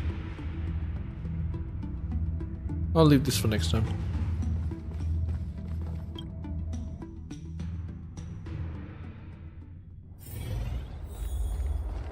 Tiger Boxing Gym's coach, Shu Miao. Martial arts and fitness? Come learn all about it. Miss, want to learn about martial arts and fitness? Come take a look at our flyer, and I'll fill you in on all the details. No thanks, please keep it for someone else. Alright, I'll keep this and you tell me about it. Awesome, I knew you'd be keen. I promise I'll make this really quick. I'm the coach of Exalting Sanctum's Tiger Boxing Gym, Shu Miao. We're a custom boxing gym set up for Outworlders, and our coaches are the best on the Lawful with rich experience in immortality training. All our boxers are living out long lives and achieving incredible results. Oh really? Our boss always says that he didn't open this gym to make money, but rather to let more interstellar travelers access the hyper-immortality way of life, found aboard the Shenzhou Alliance. Live like a immortal, okay. There's never been a better time to sign up as a member. Just sign up for 10 years and get another 5 years for free. That's a crazy deal. How about it? I help you register with this right now. Sounds great. I'll mull it over. At this price, what are you waiting for? Come on, miss. What else would you like to know? Just ask. Your boxing gym only accepts Outworlders? I know what you're worried about, miss. You're wondering, do these guys specialize in swindling Outworlders? I assure you that you're overthinking. Shenzhou people get membership cards that last them over 200 years. There's absolutely no comparison to be made here. These discounts are intended for Outworlders visiting Shenzhou. In other words, Shenzhou people who can live for centuries without training are not our target market. When you come to the Shenzhou Luofu, you can't leave empty-handed. Come to our Tiger Boxing Gym for a few decades, and I guarantee you'll live much longer. Are you just planning on running away with my money? a common misunderstanding. We teamed up with the Cloud Knights, so we can't just run away from them. People often question our business model, saying horrible things like, you're only taking 10-year-long subscriptions because you're planning on running away with everything. Lots of people throw in the towel and don't bother coming back after a few times. Rather than worrying about the boxing gym, they should be worrying about whether they've got the perseverance to see things through. Our business model is designed to help gym goers stick to the plan. Think about it. If you spend money without exercising, you feel like you're getting ripped off, and you'll come to the gym for training.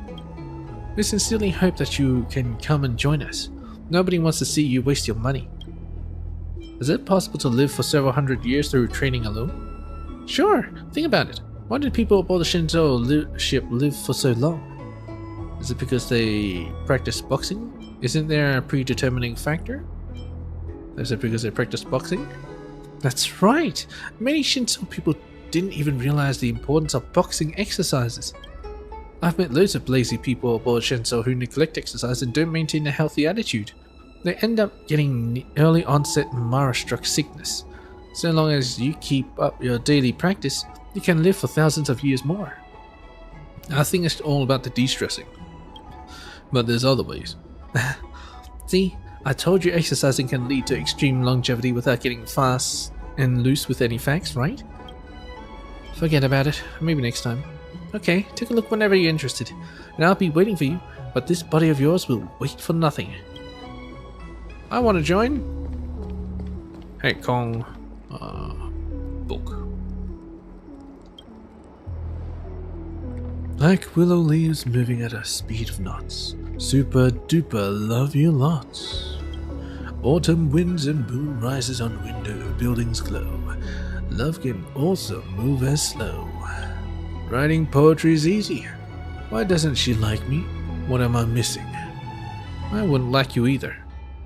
This poem of yours is terrible. I wouldn't like you either. It's pure emotion. Can't you hear that?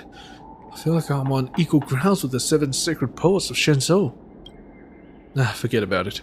I'm not arguing with you. To be honest, I don't even really get what's so good about poetry, and can't really tell what's good poetry. You, however, seem to have unique insights into poetry. Tell me, other people's pour out their love and emotion, and I'm here writing out my true feelings too. Where am I going wrong? It's missing the sense of culture and taste. I actually think you're right with your own style. My own style? Thank you, even though I can't really tell if this is meant as a compliment or consolation. But in the end, even if you do like it, she doesn't like it, so it's useless. Anyway, do you need anything? I want to chat with you. Alright, it's not like I have any inspiration, is it? What are you after? Is it about artifacts technology? You know about artifacts technology? Yeah, I'm an artisan at an artisanship commission, and I'm kind of a big deal. The boss loves me, and he said, Kong, you just work on your EQ a little, you'll be a master artisan in another 100 years. But honestly, I hate hearing that. In this day and era, why there are still stereotyped notions that engineers have high IQ and low EQ. That's a load of bull. If only my poetry were half as good as my artifact skills, I wouldn't be so anxious right now.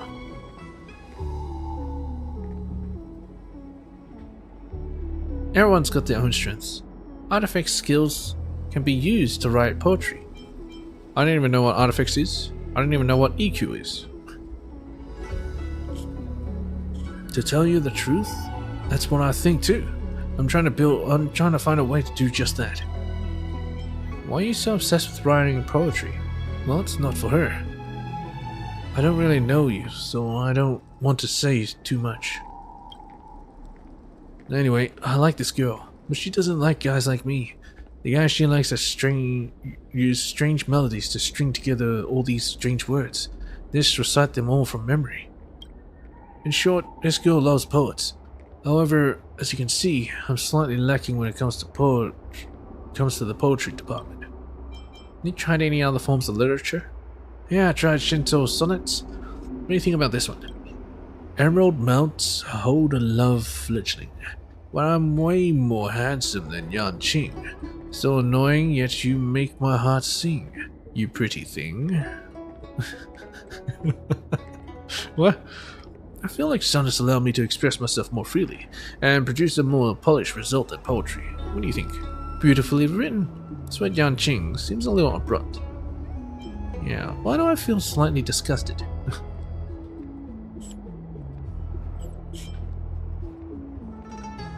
Yeah. You have such a bad understanding of poetry, and you're trying to praise poems? I mentioned Yan Qing here as a literary device. I'm saying that here that I'm even more handsome, dashing, and graceful than the genius fighter. Beautifully written. That means we have similar taste. I showed it to my boss, and he just told me to shred it up, swallow it, and never show it to anyone ever again. It's so weird. We already have a shredder in the Artisanship Commission. Yeah, why do I feel slightly disgusted? I feel attacked, but totally acceptable. Thank you for your honesty. I think writing poetry requires some training. I know what you mean, but it's just the same as developing new artifacts tech. Poetry has its rules and techniques. As long as I can solve these problems, then I'll have achieved that level of training. The rules refer to the special rhythm upon which Shenzhou poetry relies. As long as all the different permutations that conform to the rhythm can be exhaustively listed out, then we can define the limits of this rule. These rules are a piece of cake, and it's the techniques that are particularly hard. But no matter who I ask, they always come back to me with, "You can't talk about technique with poetry. That's not romantic." But can't technology be romantic too? For example, on the staff, the goldsmith waves large prophet obese. White paper flies stages to rescue the goose. This is the most humanistic verse I've strung together out of the automated word combination logarithms. I don't understand what it's trying to say, but can't you sense the elegance of technology here? Makes absolutely no sense, but can't you just feel the love of AI? As for arsons in the arsonship technology, failure is a required step on the road to success. I'll try some other things out once I'm prepared. I have to keep trying to write poetry on my own until I come up with a better way. Writing poems sure is difficult. Nothing else to ask. So long. Catch you later. Yeah, how about no? That's the last thing. Arsonship Commission. For outsiders, Shenzhou is a place filled with mysteries, and legendary tales about Shenzhou's manufacturing sector are quite widespread. But the reality is that the Arsonship Commission's industrial assembly line is no different from all those that can be found in any other civilization. The only parts that can be described as mysterious are how incredibly slow the Shenzhou people's metabolisms are, and how unusually closed off the Commission is with the outside world, thus making some of their customs quite antiquated. I remember how often I would be left scratching my head at the extreme oddities of Shenzhou customs. When I first arrived, I think most Outworlders who have lived on Shenzhou before know exactly what I mean. What bewildered us first were, without a doubt, those creations made by the Artisanship Commission. All I wanted was to buy a portable lighting device that could be used as one of my disaster response gadgets. I walked by all the shelves in the store, but still couldn't find what I needed. Any kind of basic flashlight would have been fine, but I wanted a small device with a design that has basically remained the same from the ancient past to our modern age. A device that you can find anywhere and can emit light in emergencies. I ultimately found the most normal flashlight in Shenzhou with the help of a store clerk. The Arsonship Commission created this flashlight device in the shape of a fish, with its belly done as an open framework that could emit light. This flashlight could also produce light of adjustable intensity and emit it from different directions. It's the monster. As I grabbed the handle located at the fish's back, questions swirled in my mind. People in Shenzhou seemingly believed that this was a normal device for providing illumination, but this product just seemed so intricate and sophisticated to me that I would even call it a work of art. Of a flashlight. Not long after their purchase, I started to collect these normal devices that were manufactured by the Artisanship Commission. I would then send what I found to the Intelligentsia Guild for further research. Judging from the feedback I received in their reports, most of the scholars didn't quite understand this custom of making objects overly decorative. One report in particular left the strongest impression on me. The author wrote, "The craftsmanship of this miniature metallic beast is excellent. It is difficult to imagine how they were able to make a moving module of this precision so small. What draws my attention most is how this device does not require any internal power source. It merely requires wind power to come to life. However, one thing still remains puzzling to me. What's the purpose of this device? Maybe it has something to do with the bell on the beast's body?" Bell. Yeah, I think it's still the monsters that we fought. A poor colleague had been overwhelmed by the lavishness of the Artisanship Commission's brilliant skills. In reality, the author of the report was not far off from the mark. This miniature metallic beast was indeed meant to serve as a bell. The Shenzhou people used them as doorbells or hang them in their yards and as decorative pieces, that's it. It is clear that the practice of adding ornamental features to ordinary objects at times, the decorative parts were made to a greater degree of precision than the object itself, stems from an antiquated Shenzhou tradition. To us, it seems like an eternity ago, when they first left their home planet, but for them, it has been just a few generations ever since they gained immortality. So even if these customs from the old era have long lost their practical meaning, they can still serve as shared memories, passed down for generations. The Artisanship Commission, in particular, values this tradition, which is apparent from their deep interest in a wide variety of ceremonies. A ceremony would be held for the first product manufactured on a new assembly line. A ceremony would also be held for the final product of an assembly line that is being put out of commission. There is a ceremony for newly opened shops, and there is one for old workshops going out of business. The Artisanship Commission perhaps may not have faith in anything other than their own technology, but that does not dampen their passion for holding ceremonies. The Artisanship Commission has a propensity to turn even the most minor objects into breathtakingly wonderful pieces of art. I am therefore convinced that it is necessary for us to research the Artisanship Commission's techniques further for potential long-term benefits. So much reading. Well, over there, that's it. Maybe I'll grab this.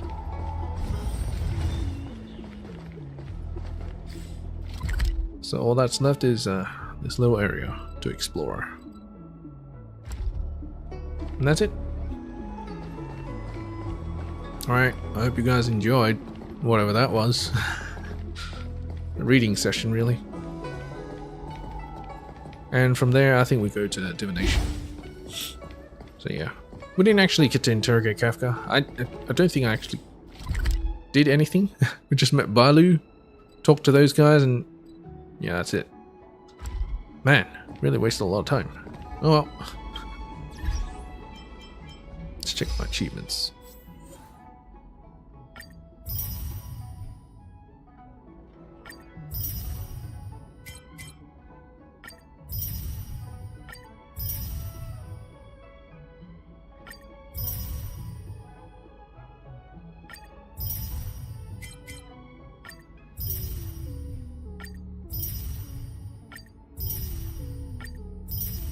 Oh yeah, so maybe in the next stream I could do a bit more of the simulated universe. Oh wait.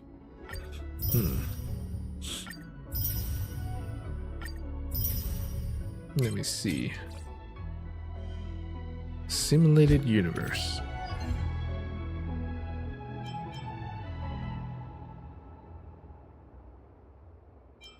World 4. Point rewards. Let's see which ones are required.